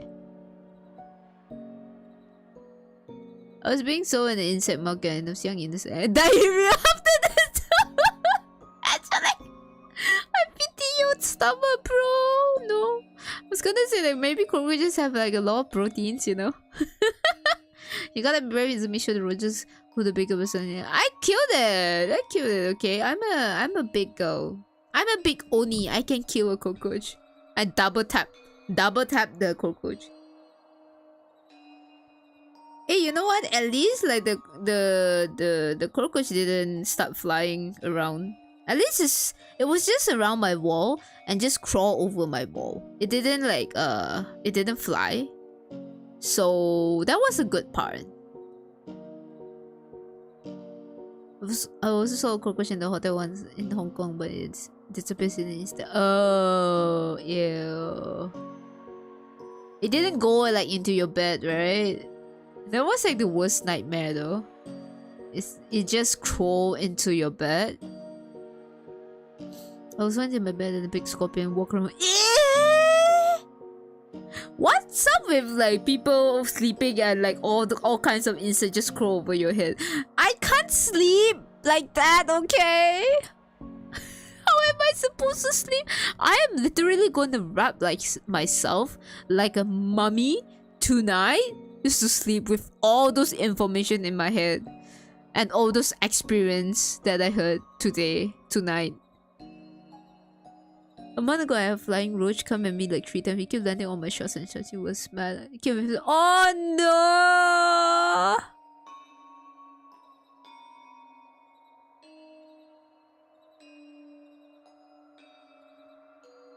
Ew! Keep landing on my shots. I think like he was mad. You can exterminate him too and say that you know you can now meet your friend. You grab the roach. Yeah, I grab it. I grab it. Okay, I was planning to squish it, right? But you know, like the moment when you grab the roach and then you can feel like the wiggle and then you feel so fucking disgusted. I feel so disgusted at that point and I immediately just let loose to the ground. But my immediate reaction was that I can't let you live. Like I can't let you go away again. So I let loose and then I step on it. But because like that tissue was very thin, so I can feel the wiggle. It was time to sleep in the ring of fire. No, that's so true. Maybe I should do that. No, maybe I should just never mind. I have no idea what I should do. The only thing I could know is like just put a blanket on my head. It's like I'm dead. You know, they put on the like white shit on top of my head. It's like I'm a body but I'm alive. He flew next to my ear and you... Yeah, look at it, what the fuck? Like the cockroach flew next to your ear? Ah. He was attacking you. Then we did not fly. It was at the top of the hotel window curtain. Oh, that was scary. Oh, Douglas, that was scary. Fuck, man. But it didn't. It disappeared, right? Like it didn't came out again, right? So I think it's okay. It's probably okay. Friend of mine wore a pair of shoes to the dance party just felt there was roaches. I saw.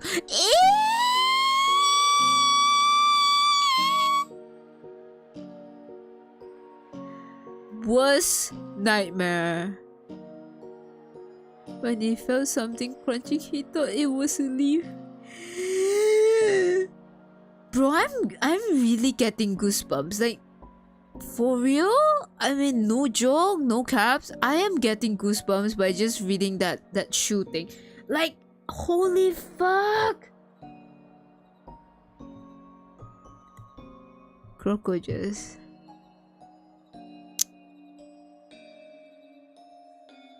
Ew! It was. Ew! I can't imagine. I'm not gonna imagine. No, I'm not gonna imagine. Gross! Disgusting! That's so disgusting. Oh my god, I'm so disgusted. The only experience like with the shoe, I only experienced like there was like a very small frog in my shoe. I was wearing my sneakers and I put my legs in and I feel something. There's something like moving and I was like, holy shit, there's something moving. And then I took it out and then the frog just leaped out. Like a very small frog. And from that experience onwards, I would always check what's inside my shoe. I will check every single time, like, what is in my shoe. Especially like the shoes that I didn't put. Even like the shoes that I put inside the shoe closet. The cupboard. The closet. Cupboard, yeah. Especially the outside one. The outside one is like scary though. So I would check the ones that on the outside and didn't wear it for like quite some time. You know, they might have an inhabitant inside, right? Look behind you. Me? What's behind me? Behind me was Pekora and Marin Sencho.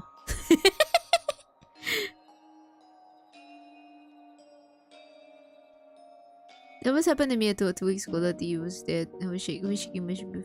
Ew, 2 weeks ago. Oh my god. Ew, scary. I'm going to change like the title of the chat to be like now on air. Scary, spooky stories. And then I will put it's about insects.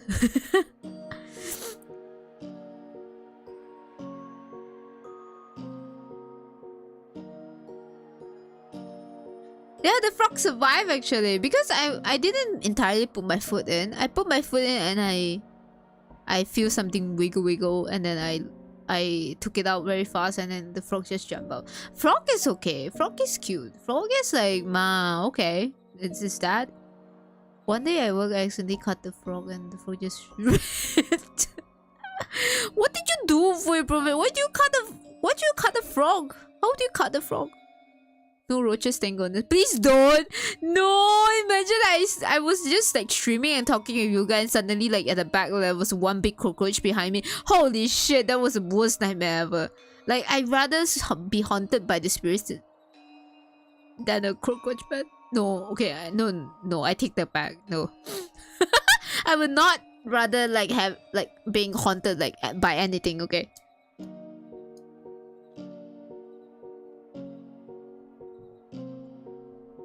So will you ever make a Bae PP Daki? Oh la la, Iris on the backside. Wait, you really want me to do that? Nobody's gonna buy it though. I don't. Oh my god. Wait, a Bae PP Daki? How am I supposed to make a Bae PP Daki? I mean like, Iris, maybe like Iris is just like a normal Dakimakura Iris, right? How do you make a Bae PP Daki? Bae with like the French hat and the French brother be like oui pipi.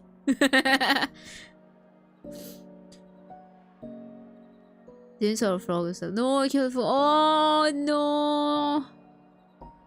You know what? Talking about frogs, right? I once dissect a frog. I was actually into biology a lot. Actually, I like biology because I like to study about like human bodies. Ehem!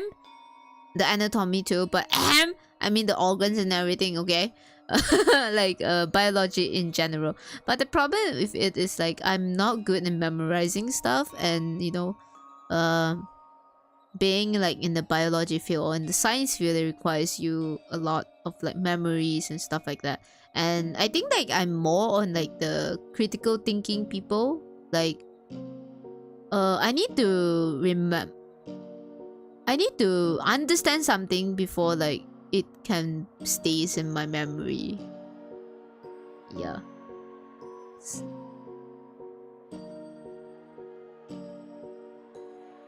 But anyways, so I envy those people who go to med school because you know they can do both. Like they are, I mean like people are smart, right? If they went for med school and like anything related to like medical stuff, right? So so like back to like the frog thing. So like we have a class and then we dissect a frog, right? I remember very clearly. I don't know if did I mix up like the experience of like dissecting a frog and a mouse, because I do dissect both of them before, and I think it was the mouse. The mouse experience I'm going to tell you next, but I'm going to tell you about the frog.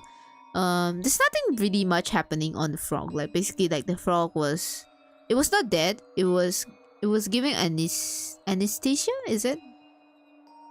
I only know the Chinese word. Chinese is called matsuyao. I don't know what's English. Anesthesia? I think. So we opened up the frog, and then you know we have like several like rules that we need to do in order not to cut the blood veins, or else you know it flooded out. So that's exactly what we did for my group. We accidentally cut like the veins, and then everything is so bloody. I was like, oops, we can't see the heart. Where's the heart? We can't see the heart. Oh my god, everything's bloody. We need to use the tissue to like dab the organs and everything. Anesthesia, yeah, thank you. Anesthesia, yeah. And we managed to take the heart out, and I was so mesmerized by the heart. The heart is still beating, dup, dup, dup, dup, dup, dup, you know. And then like the shape of the heart is like quite different from the human's heart, right? Because I think like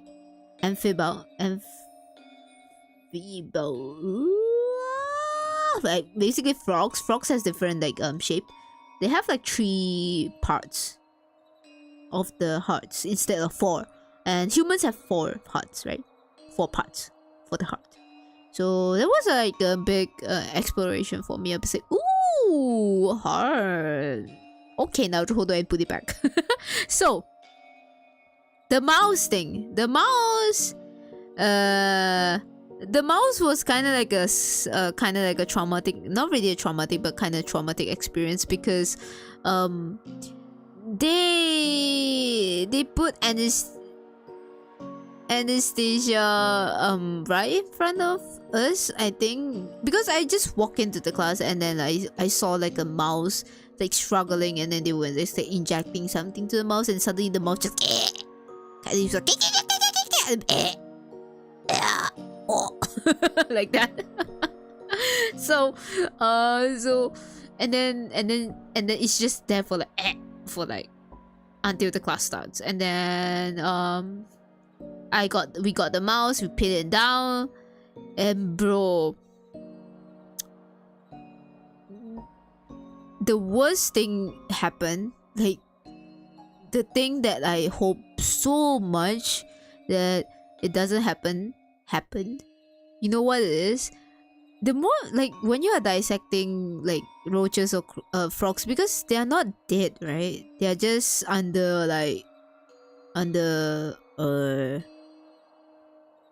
some kind of like anesthesia, basically. You know, they are just like fainted. It's like you are on surgery. Okay, so imagine like you're having like a surgery and the doctor give you anesthesia, but it's not enough. And you woke up in the middle of the surgery. Imagine you woke up and you see your stomach pried open. That's what happened to my group. And is that anesthesia?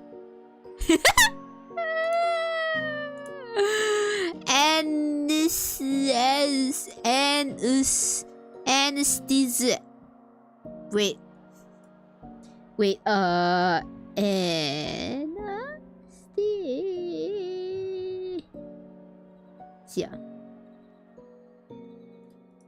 Pronunciation.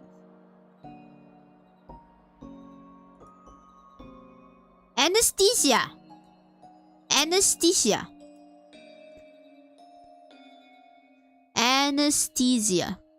Okay, anesthesia. Right. So, anesthesia. Right? And yeah. So, where do I stop again? Oh, yeah. The surgery thing, right? So, that mouse, when we were dissecting, we literally just already finished, like, you know, putting down the knife and just dissect it. And then when we trying to pull out the skin, because like we need to check inside, right? Like that's the whole point of dissecting, you to see the insides. Bro, the moment that we pull, the mouse jumps out. Like the mouse literally just shakes. Yo, that was such a scary experience. Like, it's just like, and then like for like a few seconds we were so stunned. We'd be like, we don't know what to do. And then it was pinned down already, so basically like it couldn't move anywhere. It was just like struggling so bad. And I feel so bad for the mouse. I feel like, oh my god, oh my god. I was like, and we don't know how to do anything, you know. We can't do anything. And like I don't remember what the teacher did, but I remember like after like several seconds, the mouse just went like silent, and the whole class was just like silent. And then the teacher was like, okay, please keep on dissecting. Please keep on doing your shit. And I'll be like, okay, so we're gonna pretend that it doesn't. Okay. It's not, nothing's happened. Okay, we go on dissecting the mouse then. So I think that was like the most memorable experience that I had like during school. The dissecting part was fun, but the mouse jerking up was like, oh my god, man. I pray to the mouse, seriously. Like, I'm so sorry that you have to die this way. This is the most yabai way to die. Teachers be teachers who teach. You know, the teacher be like, I already seen a lot of this shit, so please keep on doing. So I have another experience of like dissecting in Japan before, because I did study high school over here for a year. And my last year is my last year of high school, the last year of the high school. So we do have a biology class, and when the teacher said that, oh, you know, we're gonna dissect stuff, and I thought that we were really gonna dissect stuff, like you know, like how I dissect frogs and rats in Malaysia, right? But you know what they dissect? Okay, let me tell you first. Okay, they dissect they're gonna dissect a chicken's head, right, to see the brains. We are learning about brains, and stuff like that. So we are gonna dissect a brain to see like how the brain structures and everything. And the closest is apparently is a chicken, they say. So they say, oh, we're gonna dissect chickens. So in my mind, I thought that, holy shit, we're gonna dissect a chicken's head. So someone's gonna bring a chicken's head to school. The teachers are gonna bring a chicken's head to school. Oh, that's so cool. I thought to myself. And then I went to the class and I realized that you don't exactly dissect a real chicken's head. You dissect a cooked chicken's head. And that chicken's head was from the can. So it's already like it's for dogs to eat. So it's a dog food. And they have like the whole chicken head. I was like, oh. Okay. So we dissect it. I mean, like it's cooked chicken. So we just dissect the chicken head and we see inside. I was like, oh, it's a cooked brain. It's a cooked brain. I was like, okay, that's all. And the funny thing is, like, the Japanese was so scared of like dissecting the chicken's head. They'd be like, ew, gross, ew, and then be like, oh my god, ew, and then it's like, oh, the face is so scary and everything. And I was like, girl, you haven't even dissect like a live frog or a rat before. No, this biology class is in Japan. It's in Japan, so I don't know why though.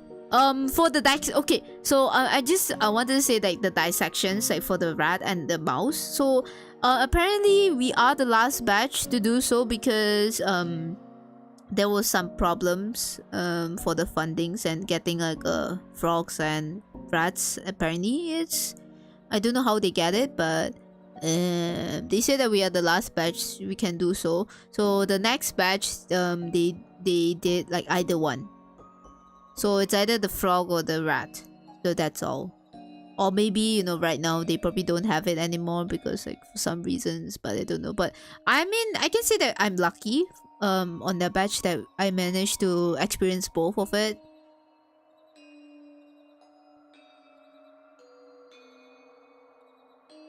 Yeah. Or you would rather dissect a raw chicken head. Yeah!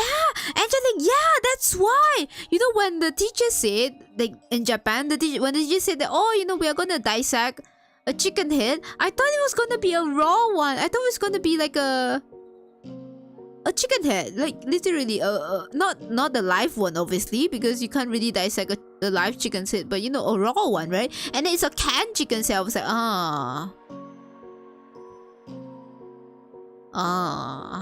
you know, frogs, yeah, expensive food ingredients. I mean, yeah, I mean, we do eat frogs, right? Mouse, I don't think like they use the house, like, you know, the house rats, but they use like the white mouse. So yeah. The things I dissect were worms, rats, owl, poop stuff. That's a lot! Oh my god, the last was going to be a pig, but the school for me. That's so cool! Owls? You dissect an owl? Wow. Starfish? How do you dissect a starfish? I'm very curious right now. Sharks? But shark is big, no? Like, how are you gonna like... it's like cutting a fish. Right? Like sharks, like you cut a fish, right? But sharks is also an endangered species, right? So you can do it. Pig! I want to dissect a pig! So, you know, you can eat it. You can bring it home to roast it, you know, if you have not enough meat. Owl poop! Oh, owl poop!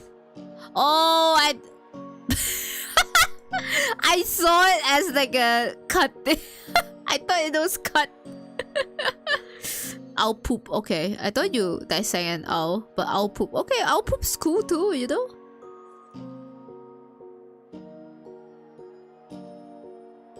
We have small sharks here, mommy. Oh, is that how small it is though? Like a fish? Damn, but it's still so cool. It's like cutting up like fish, right? What the hell was the pig heart? Hey, at least you got the pig heart. Is it similar to like human's heart? Like the pig heart? I heard like pigs have like similar we have similar qualities as the pigs, right? Like, in terms of like the skin. I know like the skin is similar because like a lot of like tattoo artists, they will use it as a practice. They tattoo on pig skin. They try to tattoo on pig skin to get the feel of it, and then they transfer to like human skin. Actually, lovely tofu. Oh, I see. You know, I actually had a dream to like to dissect human body, but I don't think like I'm not the professional. I'm not in the profession of like in medics and everything, so I don't think I can do that. You know, I thought about like, oh, maybe I should become like a mortician or something, you know, so that I can dissect bodies. Dead bodies. Or like a forensic or something, but that all requires a medic degree. So and here I am. But hey, you know, I can dissect human body illegally. Ever considering working in the mortuary? I'm actually thinking about that too. Yeah. Hey, but they pay well, right? Feels like it's a job that nobody wants to... not really many people want to do. Because like taboo or stuff like that.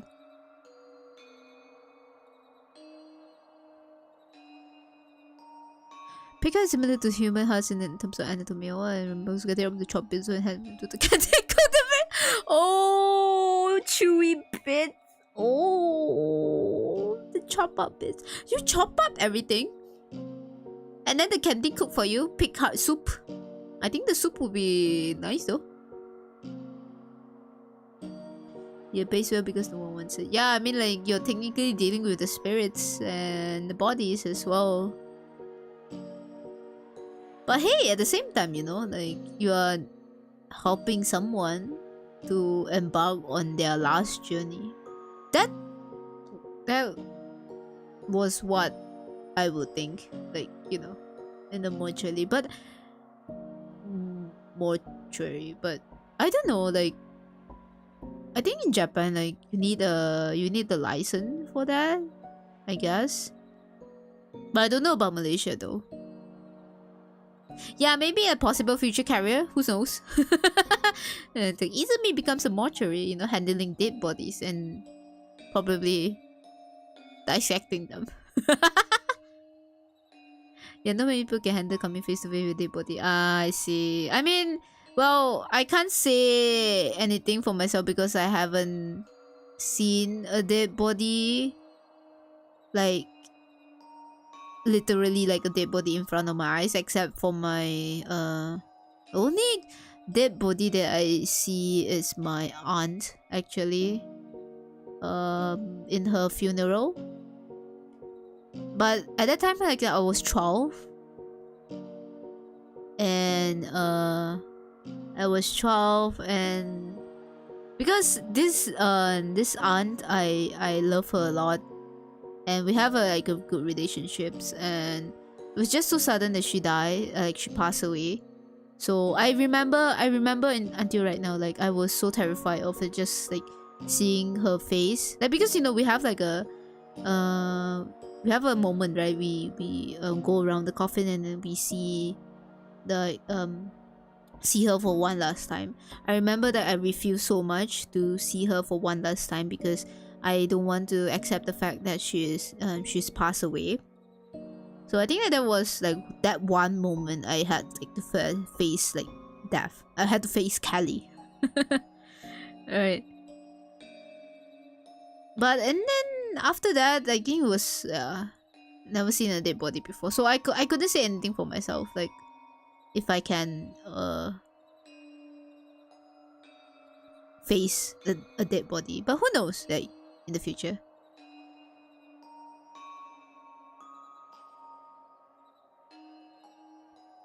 Interesting jobs unless can work surgeon. I think I am already too late to change my career as a surgeon, because I don't think like I can study anymore, because I think surgeon is the same, right? You need to go through all the medic courses. So yeah, I don't think surgeon handling like a live body is probably not meant for me. I think handling a dead body, even though I do a little bit wrong, I think it's fine. But I think living body, I don't think so. I'm not gonna take the risk. See many times as a nurse, peaceful and not peaceful ones. Oh, I see. Definitely does not get easier the more you handle. Death, well, you know.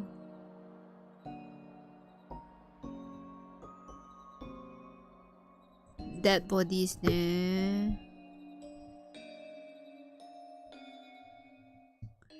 Wait, like the peaceful ones, do you mean like they die like peacefully? Like the not peaceful ones, maybe they pass away like through accidents and everything? Like their bodies are not that complete? Is it something like that?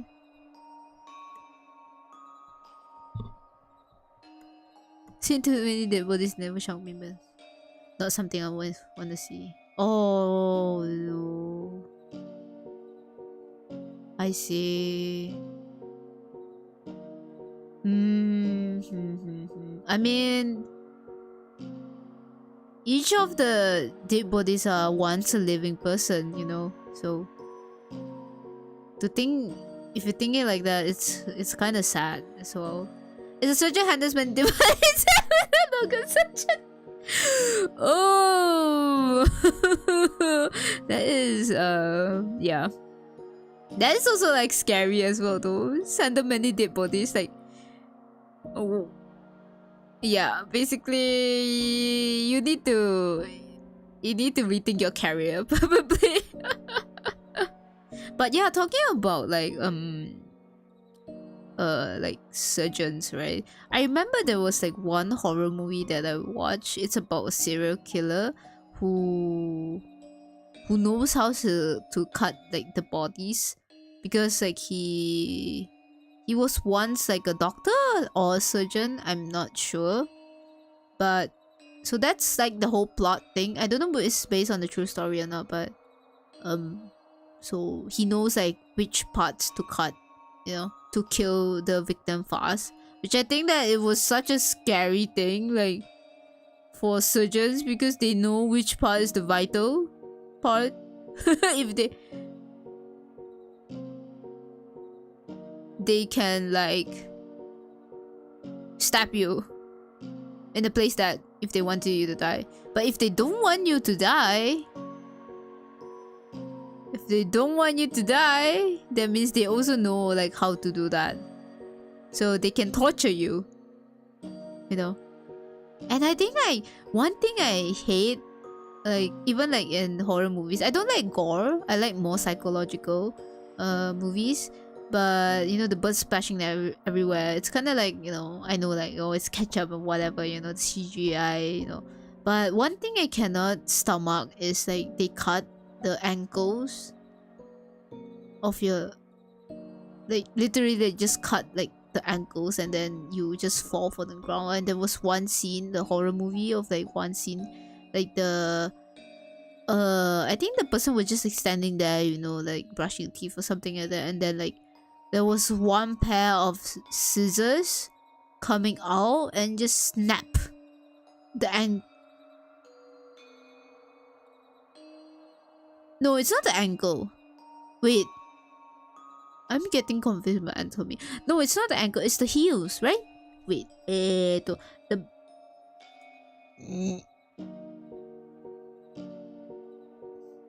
heels, anatomy.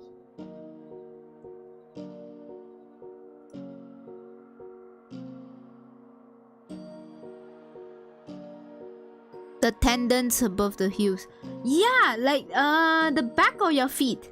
What's it called? Yeah, the back part of human foot, below the ankle and behind the arch. Yeah.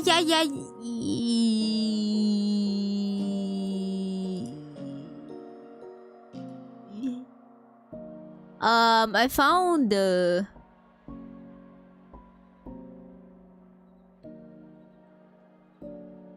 Yeah, the Achilles tendon. Yeah. Yo, that scene, I think it scars me so much because I still remember until now.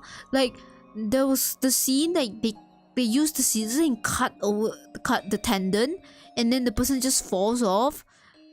Yo, I think that's much more scary than the blood just splatters over. Like, it's much more scarier than, like, you take a chainsaw and just like chainsaw over me. I mean, yeah, that's scary. Yeah, my body just got bam, or like my explosion, you know, my limbs go everywhere, feel here, everywhere. But that scene where your tendons getting cut, oh, that was creepy AF. That was creepy AF, man. Oh yeah, talking about, like, you know, your limbs going like everywhere. I just remember of like the one of like the torture methods in ancient China, where they tied your limbs into like different directions and then tied to the horses, and then the horses will run like different directions and just pull you apart.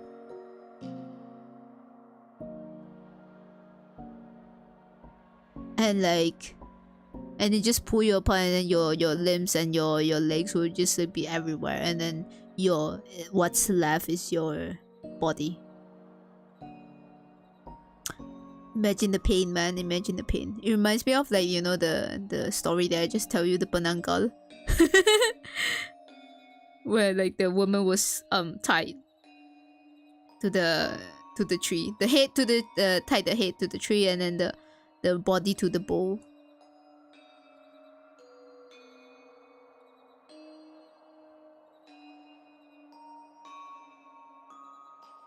It's called quartering. Oh, there's a word for it?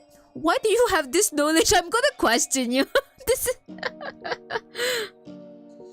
This is more... fun fact, it's more scary if you can relate to the pain. Oh shit. Yeah, I think that's probably it.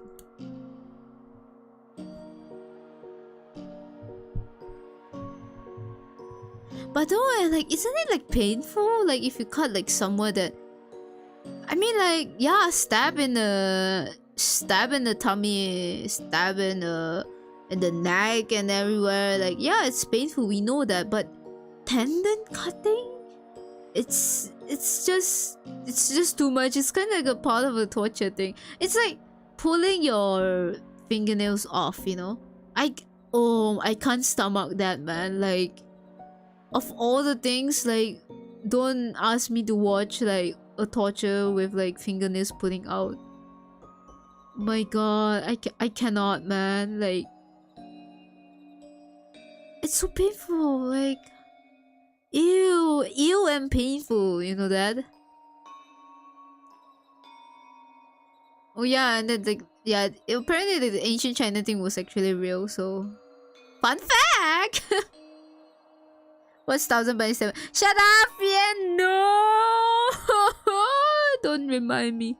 Imagine like putting like a centipede. Is it centipede? Millipede? Centipede in your brain, man.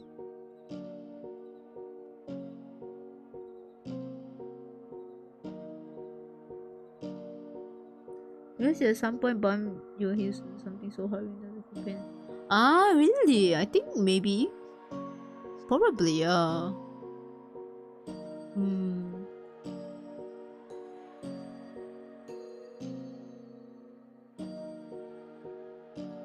Because probably I had like experience before, right? So I can feel like the pain. But I don't.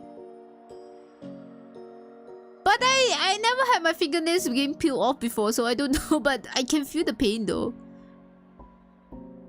Hence, you have not been stabbed before. Yeah, your assumption is correct. I never been stabbed before.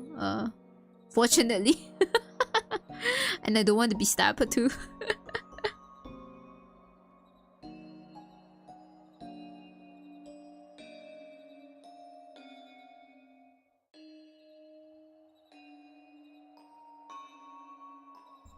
One day I waterboard my friend, he was bugging out. Waterboard? Waterboard? What? Waterboard.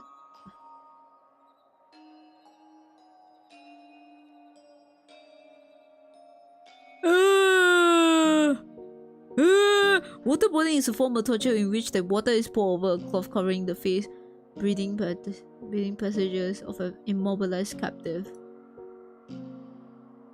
How do you do that?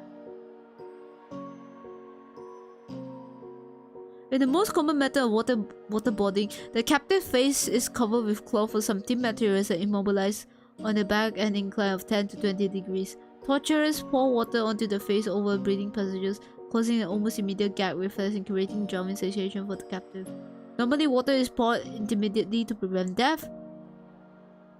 However, if the water is poured uninterruptedly, it will lead to death by asphyxia. Waterboarding can cause extreme pain, damage to lungs, brain damage from oxygen deprivation, other physical injuries including broken bones due to struggling against restraints, and lasting psychological damage.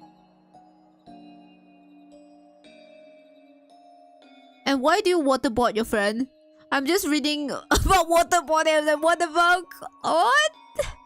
Thinking comes from getting splinters on the nail. Oh, right.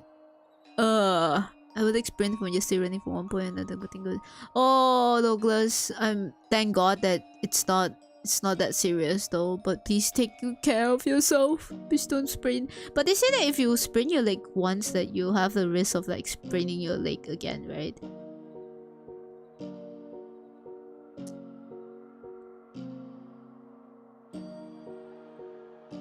My friends in uni went to trials, they took them getting waterproof. Why? Why do you torture yourself? It's a torture.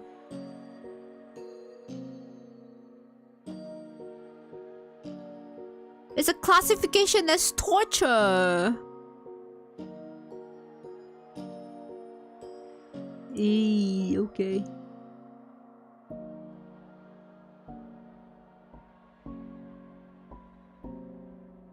Oh.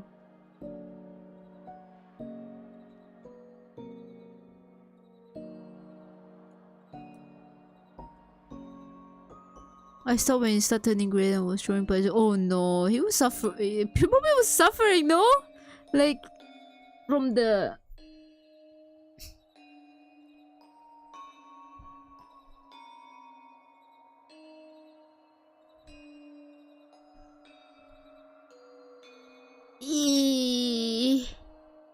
I mean, like, yeah, he's probably suffering. So that's why he's punching and asking you to stop. You think of dislocating your limbs. Yeah, I think that... isn't spraining like something like that? Like, you prone to like...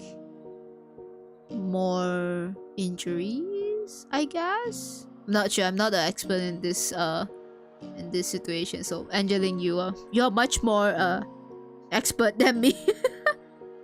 I see. If you dislocate it once, it's easier to happen again. I see. I don't want to dislocate my limbs though.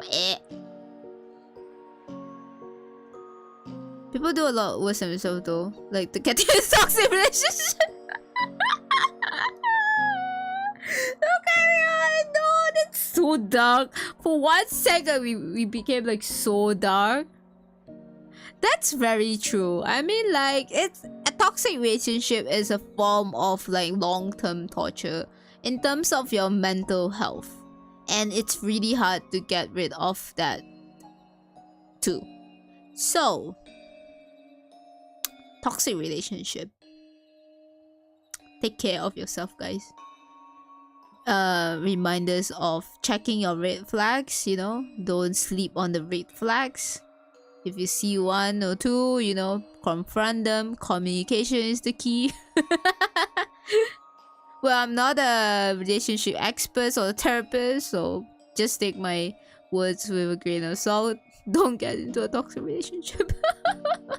Stay hydrated too. Don't be thirsty. You know, if the more thirsty you are, you know, the more you probably prone into getting into toxic relationships or not the lasting one.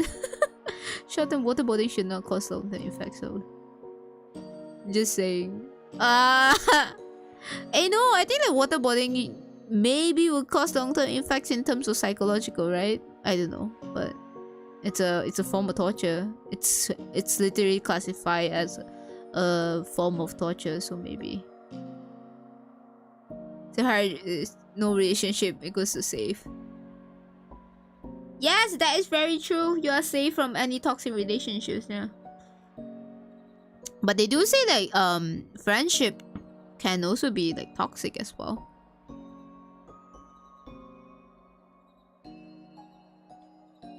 Hydration is just a chore. Just drink your water, assassin. Just drink your water. You can drink your tea, drink your coffee. It's still part of the hydration, but they don't really hydrate that well.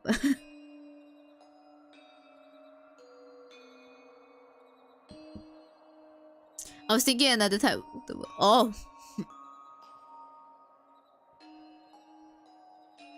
Thanks for the tip. Just take it with a grain of salt. Don't take it seriously. Don't take it seriously. No friends is for me safe. Dante, are you okay? Dante, it's okay. It's fine. You have us. You have this community.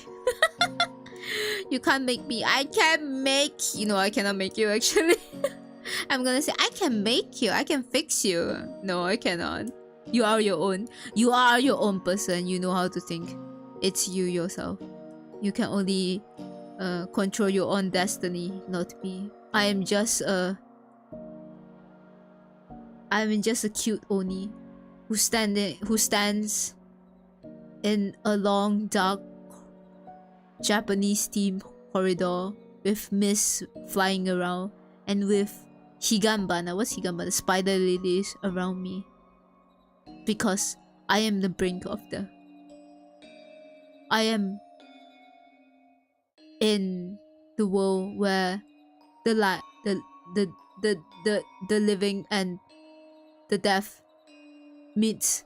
I don't even know what am I talking about. LOL.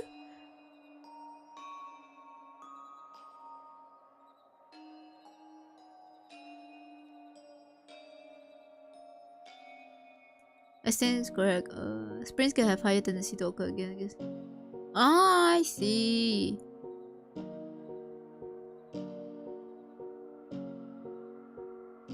Oh. I was thinking about the Chinese water to oh, the drip one! Ah, the water one, right? Like, you sit there and then it drips on your head, right?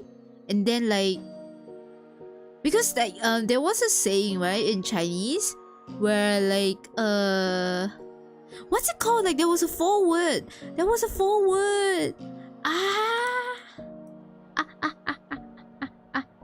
Water drip, Chinese character. What? Water drop Chinese character? No! Water drop torture.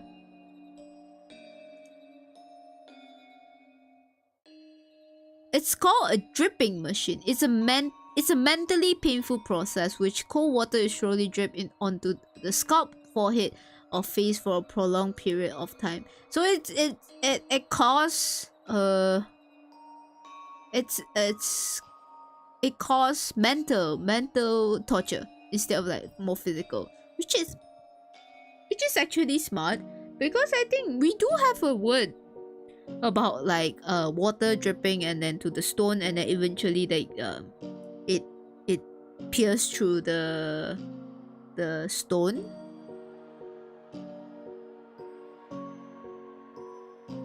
What the fuck? I found like a video saying that I did Chinese water torture for 10 hours straight.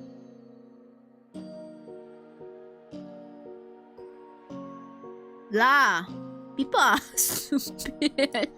Water drop to stone. Chinese. Ah, 滴水穿石. Yeah, see, 滴水穿石. Dripping water can penetrate stone. Constant dropping wears away a stone, something like that. So it's about persistence. So it talks about like persistence will achieve a difficult or unlikely object. So you just need to persist in doing one thing and eventually you achieve that objective. It's called persistence, yeah.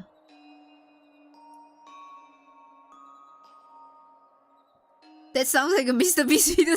It's not Mr. Beast actually. I don't know, like there was a random YouTuber do it. 滴水穿石油. Walao, I bet with Mandarin. Hey, you're the one who's like typing in Chinese on the chat, leh.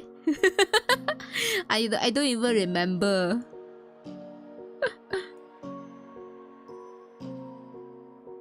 I like that. You know, I like that, like the words. What's it called? The 4 words. It has like such like a good meanings that, you know, you need to be persistent in doing something, right? And then we have like the torture machine. and then we have the torture machine about dripping into people's head and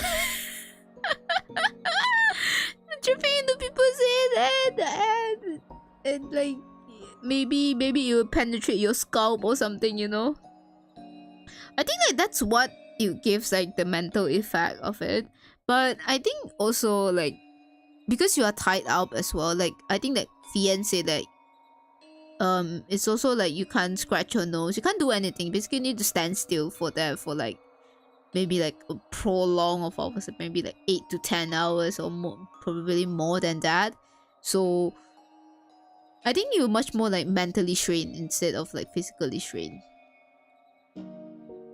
Right, imagine like that thing is just dripping in your head like for an hour. I think an hour is also already like too much. Right. Damn, you know, all those tortures people think of, like especially the ancient people think of, is so fucking scary. Torture methods. Not me like googling about torture methods and then, you know, Google probably be like, is this girl okay? Just go okay. Do you know like another torture, a psychological torture, is like the it's called the white room torture. So you basically like throw people into like a white room. Everything's white.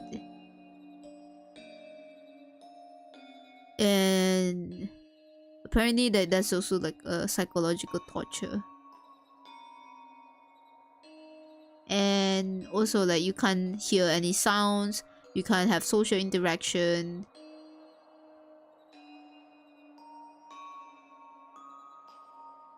Yeah, it's scary. I think like also like the ones that they segregate you with other people and for a very long time, basically like strip off your social interaction, so you can and like your cell phones and everything. So basically you only have you in the room, and that's also like part of the torture.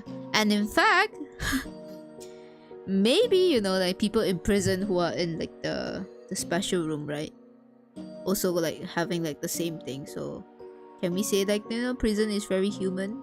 But at the same time we can also argue like prisoners, like, you know, they did like some crimes as well. So do they deserve human rights? And then it's up to the debate anymore. Like, yeah, you can try it out. I hope easy to set up a low-cost simple design. I don't want to try like the water torture thing in my house, okay? No. And maybe I can try for the sake of like getting content, but no, probably no. Like, you know, like all the YouTube the YouTube videos that I found just now. The water torture will probably make your mental change drastic. I think like after the water, if you did like the water torture thing, and then I think you probably need to have like a therapist or something. Don't torture yourself. That's what happens when you don't have video games. As I said. People have too much free time to create this stuff. I mean, yeah, like back in the days, I think the people are much more like laid back and carefree as well. Like, you know, they tend to their crops, they have a good meal with their house, their family, and that's all.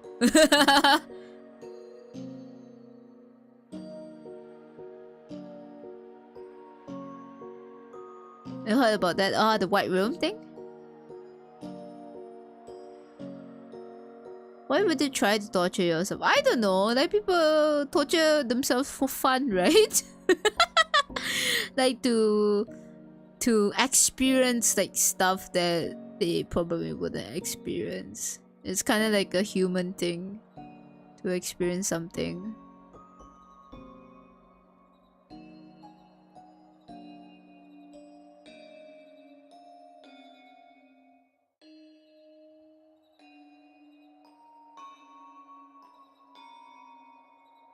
Maybe if you let your room be really messy, Hubscott is different from what I am already living in a room that is like full of like merch already, so I think it's quite messy to be expected, and I have a lot of stuff.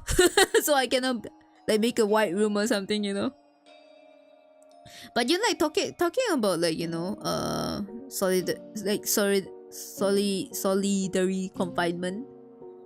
I think like, well, humans are just like social animals, you know. We need social life. We need a community to survive. So that's why like when we are stripped off with like any kinds of communication, including like face to face, you know, it's like one of like the tortures, because we're stripped away from our needs as well, because we need that community base.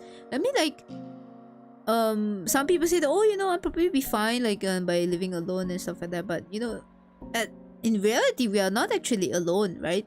We are actually surrounded by people all the time. Like right now, you know, I'm connecting with you guys. The same thing, you know, we are interacting in the different platforms as well. But I think like with like social media and everything, like sometimes, you know, it will deteriorate your mental health like even faster, because the only thing that you can do is just see, and then we can just like talk online and without seeing their faces. We still need to touch grass. That's why touching grass is so important.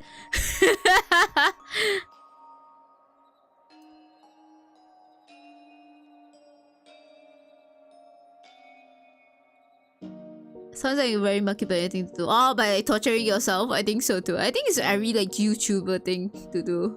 Like, you know, the ice bucket challenge and everything? It's so stupid, but people still do it. I torture myself with liquor.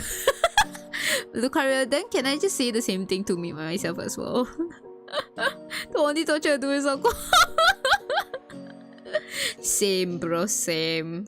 Similar to a very someone completely soundproof from camping. Ah, yeah, see. Like, even like you remove like the white noise, right? They say like sometimes we will hear like the white noise too, and it's kind of important to our ears too. I think I'm beautiful for being fine in my room for home. No, I mean like, if you're fine for yourself, it's fine. But we humans, we can't go on for a long period of time, like really long period. Like by long period, I mean like a year, 2 years. It's basically like hikikomori, you know, nito. Like that's like reason why like there's such a high suicide rate in hikikomoris, because, you know, one thing, because they couldn't get back into society, because, you know, they are too detached from the society anymore. They don't know how to social interact.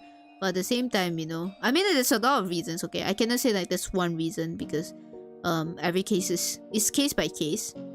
And but, you know, most likely, like, you know, they lack of like the connections between humans too. So that proves it, you know. Grass? What is touching grass? You Minecraft touching grass is also touching grass. Grow a plant at home, you can touch the grass every minute. Hey, if you grow a plant at home, you are actually asking for more insects at your home. So, let me see. If I grow like a chili plant at my house, then yeah, probably.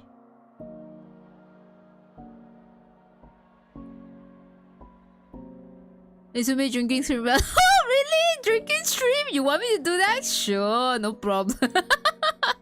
If you do a drinking stream, I'll try to join. It'll be like 9 AM for me though. Oh, yeah, let's go. You know what? We drink from the morning. Let's go. Then I need to make sure that it's gonna be like either weekends. I think weekends will be fine. And I need to make sure that the next day I have nothing. And I also need to make sure that I don't say stupid stuff on the stream too. But to be honest, I'm not easily drunk. I drink a lot actually. I think I'm a kind of like a strong drinker. I like that everybody say, let's go, let's drink, you know, let's drink together, let's go a drinking stream. But yeah, I can consider myself as a strong drinker, I guess. Back in my days, like when I usually drink a lot, but right now, instead of like drinking a lot, I prefer to drink more tasty, like delicious wine. You know, I like to make cocktails. My hobby is to make cocktails and making all sorts of like drinks too. I have like a set of like the, you know, the shaking, what's it called, the shaking thing, like the bartender thing and everything. I have a whole set at my house. So sometimes I do buy like good alcohols, like good spirits, because I know like if I drink like a cheap one, well, you know, if I wanted to enjoy, why don't I just enjoy to the fullest, right? So if I have like extra money, I will buy like a good one and just experiment, like, you know, or just make like the classic cocktails. It's fun. I don't drink, so I just watch you drink. Yeah, you know, yeah, it's okay too. You know, you can drink like juices as well. It's fine, it's valid too. I do love strong drinks. Vodka is one of my favorites. Ooh, you're a vodka kind of people. I see. Vodka's good. But vodka is like, you can add vodka to anything and it wouldn't affect like the drinks. So it's a very convenient spirit, I can say. I hate spending money on alcohol. I mean, I think in Singapore and Malaysia, right, the alcohol is very expensive. So I understand why. Because the taxes are insane. Literally insane. So bad. Expensive. There's some of the Bae stream as drinking exercise time. Really? Drinking time? Ah, wait. Ah, because Bae streams in the morning for me and for you is night. Ah, I see. Great. Why do you like all the haram things?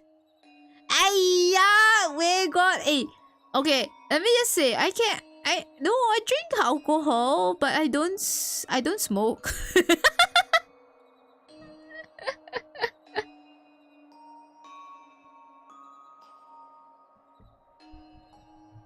You know, talking about vodka, you like vodka, right? I once made a black version? I once made a white Russian. Bro, white Russian, if you want to get drunk fast, white Russian is your gateway. I like white Russian so much. Like, there was a period of time I was so into like white Russian I would just make myself. But I would put a little bit of vodka because the recipe for white Russian is like milk, vodka, and kalua. Right, so it's a bit of like the coffee taste with like milk and then vodka. If you want more strong, you know, you can just go for black Russian. Basically, it's just kalua and vodka. For me, it's kind of I like it with milk. So I like White Russian better. Back in the days, you mean old like grandma. No, I mean like back in my days, as in like few years ago. It's not like back in my days. Like that one. Some invent a sugar-free alcohol. I do think they have like a sugar-free alcohol somewhere. Not sure, but Japan they probably have because everybody likes to drink. Have you tried strawberry lemonade with vodka? No, I didn't try it before though. Is it good? Oh, it's lucky if I did not drink alcohol, I have to report to my supervisor.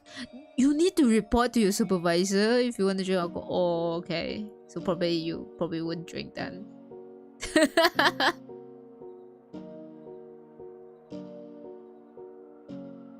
Except the milk for Baileys. What's Baileys? Let me see what's Baileys.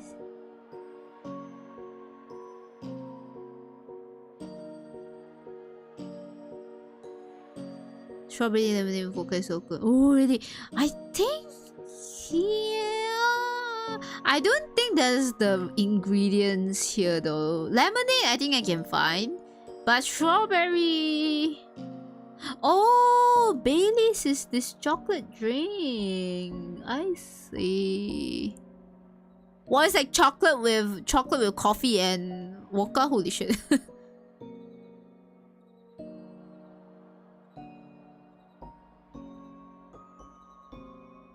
Strawberry lemonade. Ah, I see. Maybe I can find like something similar to it and try making it.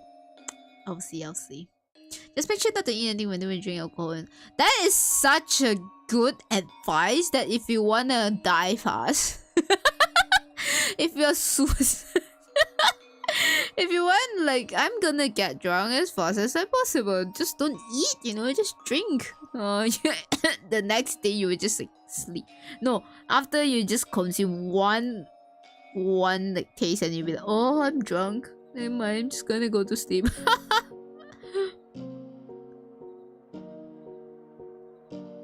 Sugar and cholesterol will be over 9,000. Hey, but at least you have a good drink, right? I think so. But it's gonna be super sweet though. I'll give you later how to make it. How to make sure. Okay! Thank you. Give me the recipe. Oh, what else did I do? What else do I have? I like my favorite spirits will be the tequila. Tequila is my to-go alcohol.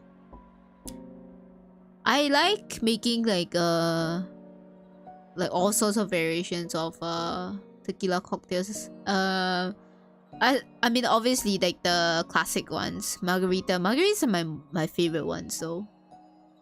But to make it is kind of like it's a pain of ass because you need to like shake it through using the cocktail shaker.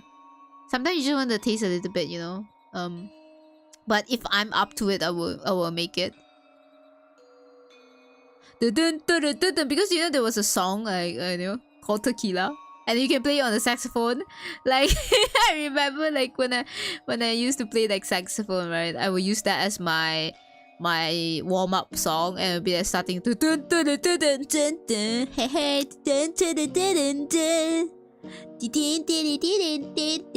then we're drinking tequila. No.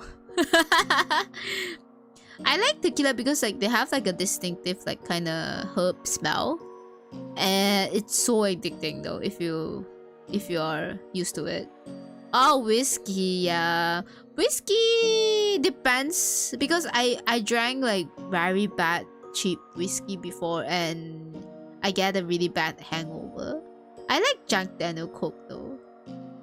I like Jack Daniel Coke. It's my favorite cocktails of whiskey base. I hate hard liquor. I mean, I understand that too. Because hard liquor is, well, it's technically alcohol. You're just like shoving like 40% or 50% of like alcohol inside your body. And it smells bad. Then they don't taste good. So that's why like people make into like cocktails, right? They mix it with like something sweet and it's easier to drink in that way. I like Tequila Sunrise. Tequila Sunrise more best. And the one like they mix with like grapefruit, I think it's called Pamela. That one's also very good too.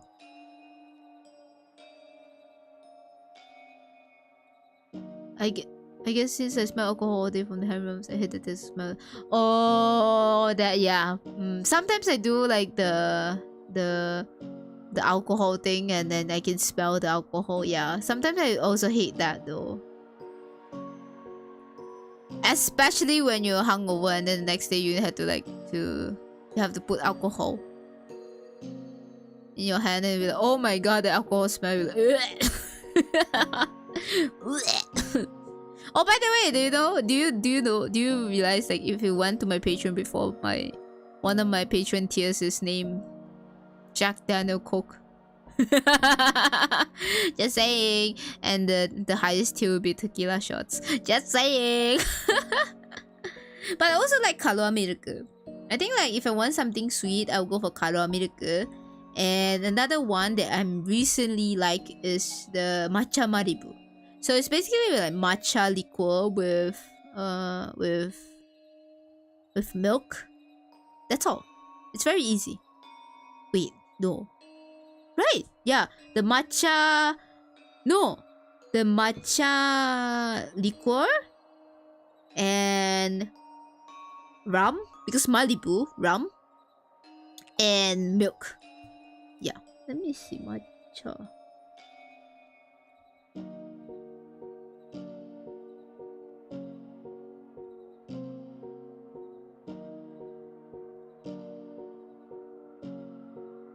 Malibu. Yeah, I think Malibu.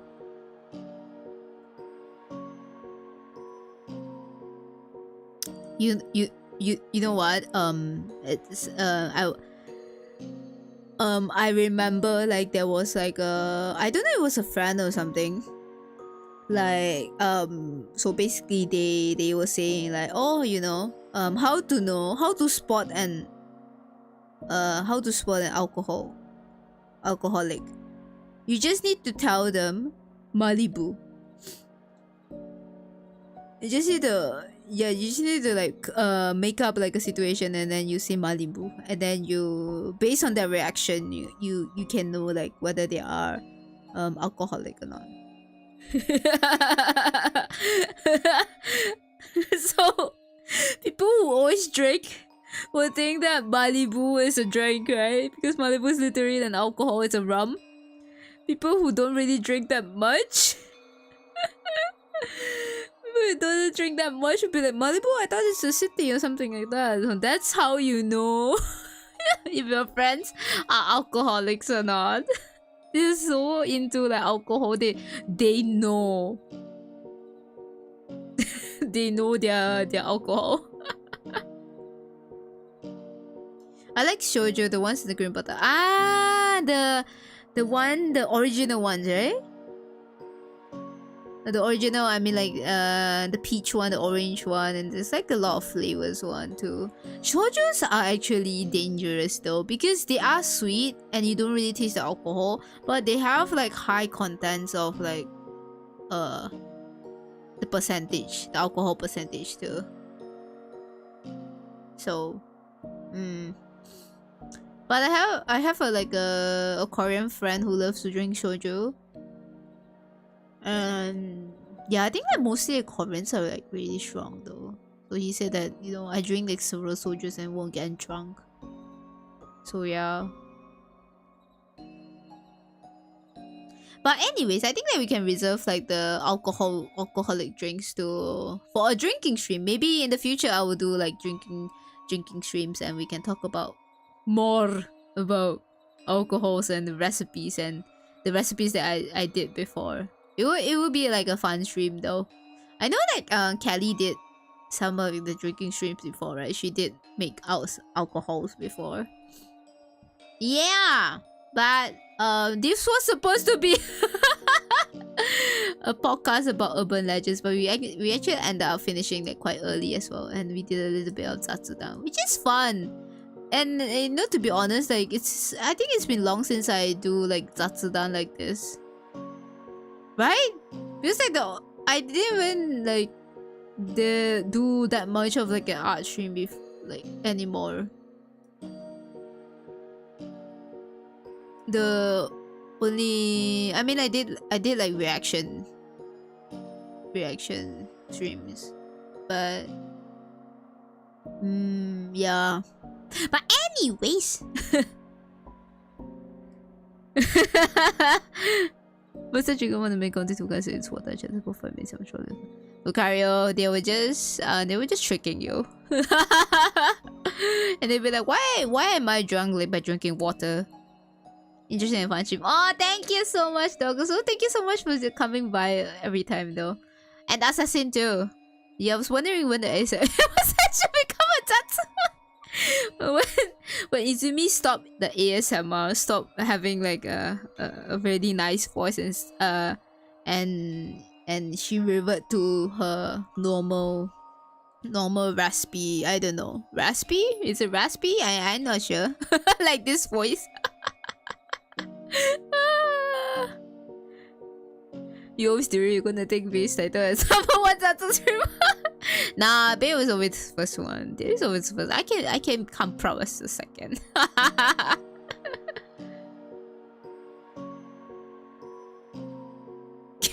That's so funny. Can I have some flammable oolong tea? Why is the water on fire? Oh.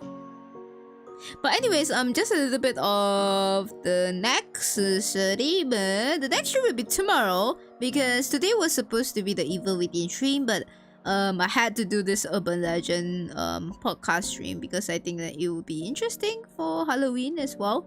And I always wanted to try like not ASMR, okay? It's not an ASMR. To try to like to talk more a little bit like more podcast-ish. So this is an attempt to do it. And yeah, so maybe I'll do it more in the future, but not on urban legends, probably about other stuff too. Because yeah, I like doing research. That's all. I like doing research and share it to the world. So yeah, so if you have any like suggestions, everything, feel free to like contact me. You can reach me on Discord or like in Twitter as well. Oh, she's ASMR. Okay, fine. Why is everyone saying an ASMR? Do ASMR stream? No! How am I supposed to do an ASMR stream? Because my mic is not even good for ASMR. What? I don't know what to do in ASMR stream. Literally, I don't know what to do in ASMR stream. And I don't think like my voice is like pretty enough to do like ASMR stream. I'll be like Subaru though. Ajimaru!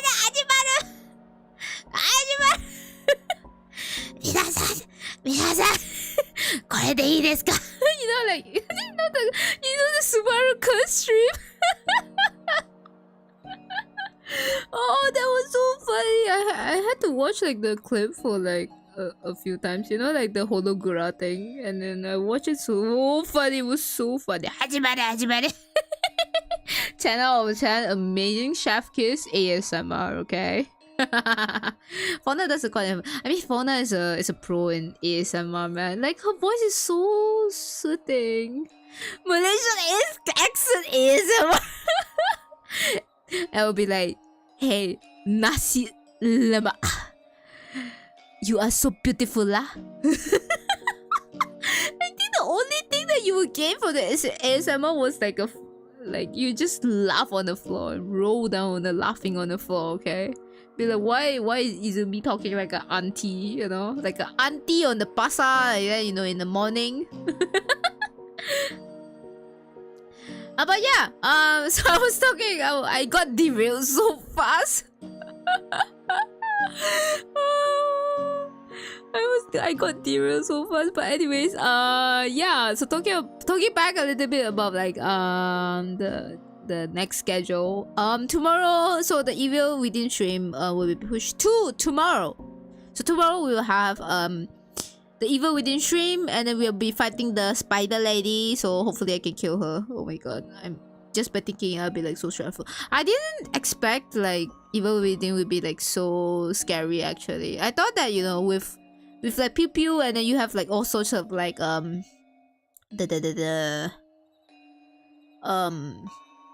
guns and everything, right? And then you can defend yourself.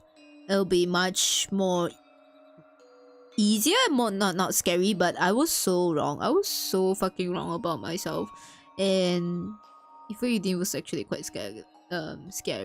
So it's tomorrow. It's gonna be tomorrow with Lima. Obviously, Lima's gonna be there. She's gonna be guiding me. In terms of like killing the spider lady. Hopefully I can kill it. Hopefully I won't die. Because I think I searched about it and they said that the experts say that, oh, you know, spider lady is one of the challenging ones in the game. I was like, oh shit, I'm gonna die. But yeah. So that's about the tomorrow. And Friday, since we have no more reaction watch along streams, there's no 3D to watch tomorrow. I mean, like from now on, not yet. So I'm going back to Seiso Friday, and this time Seiso Friday we will have Pump on stream again. We'll have Pump as a guest. And can you guess what we're gonna do? Can you have a guess on what we're gonna do? Because it's Pump. Try guessing it. While I reply to your comments, because I just see you got a good voice for it. Suba ASMR is legendary. Gonna be cute voice tomboy dang. Yes, Suba ASMR was just like legendary. It's like in the legendary of like Hololive ASMR right now. Really? You can read the recipe to make nasi lemak for your Malaysian ASMR. Angeline, you know what? You're the one who said it, I am going to do it, I'm going to just like print out all the nasi lemak recipes and all the sambal making recipes and I'm going to do it in your ASMR. Kiara ASMR was cute. She was so cute. Really? I haven't watched that. I know like Noiro ASMR was so fucking good. With bottles and stuff. Oh, like with like the chilling and everything, right? Fian, it's not ASMR with Pump, okay? Imagine like Seiso Friday and then me and Pump will be like, hello everyone, in a very raspy like voice. And then we started ASMRing while talking about feet.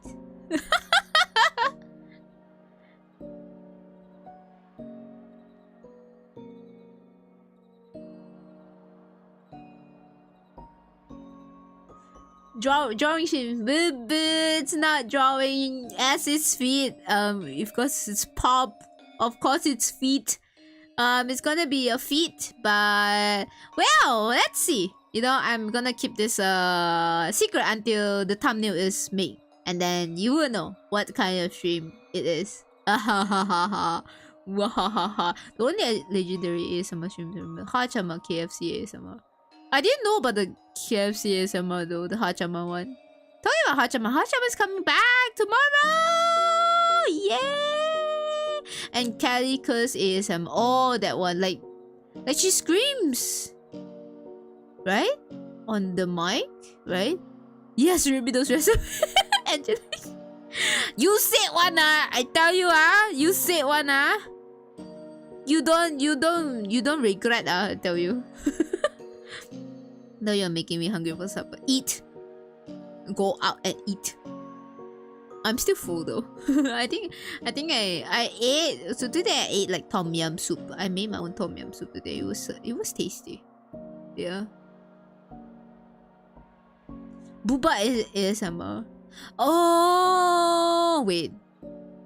Which ASMR? The one that you put it. Like, they put the mic under their chest, right? And then you can hear, like, the heartbeat. I think, like, Senjo once did it. Oh my god, it's so doki doki. Doki doki. The strongest idols coming. I know, right? I think I can watch her stream for, like, an hour before, like, going back to Evil Within. I'm really excited, though. Hold on to that exploded. I know, right? I saw. It was such holy shit, man. the likes too. Everybody is like, oh my god, Hachama is finally coming back! Wait, we get to see Izumi and Pom's feet? No way. Pom doesn't even have a feet. Pom is just like a blob of fish. And I'm just a... Oh yeah, it's not Izumi is gonna collab with Pom. It's gonna be Mochi Boss. It's gonna be the Mochizumi though. So Mochizumi also doesn't have feet. I only have horns. Time to be horny. Din, din, din, din, din, din, because of horns. Get it? Get it? But anyways, I've been streaming for like 3 hours. Holy shit. I think that we just zatsu-ed for like 2 hours. I think like the main content for this stream is just like 1 hour. Not even 1 hour. And then we just proceed to like zatsu-ed for like 2 hours. Very nice. It's my usual stream, guys. It's my usual stream. But maybe yeah, I would think about the ASMR reading recipe ASMR streams. Who will come and watch? Holy shit. Hey, do you want to know a recipe? You know, all the Malaysian recipe, but in ASMR. This is called peak content, okay? This is called peak content. But anyways, it's only 3 hours on the stream. But I'll just end the stream over here because since we're gonna see each other anyways in the Evil Within stream. And it's probably gonna start within like 10 to 10:30 and then, you know, and around like 2 hours or 3 hours or so.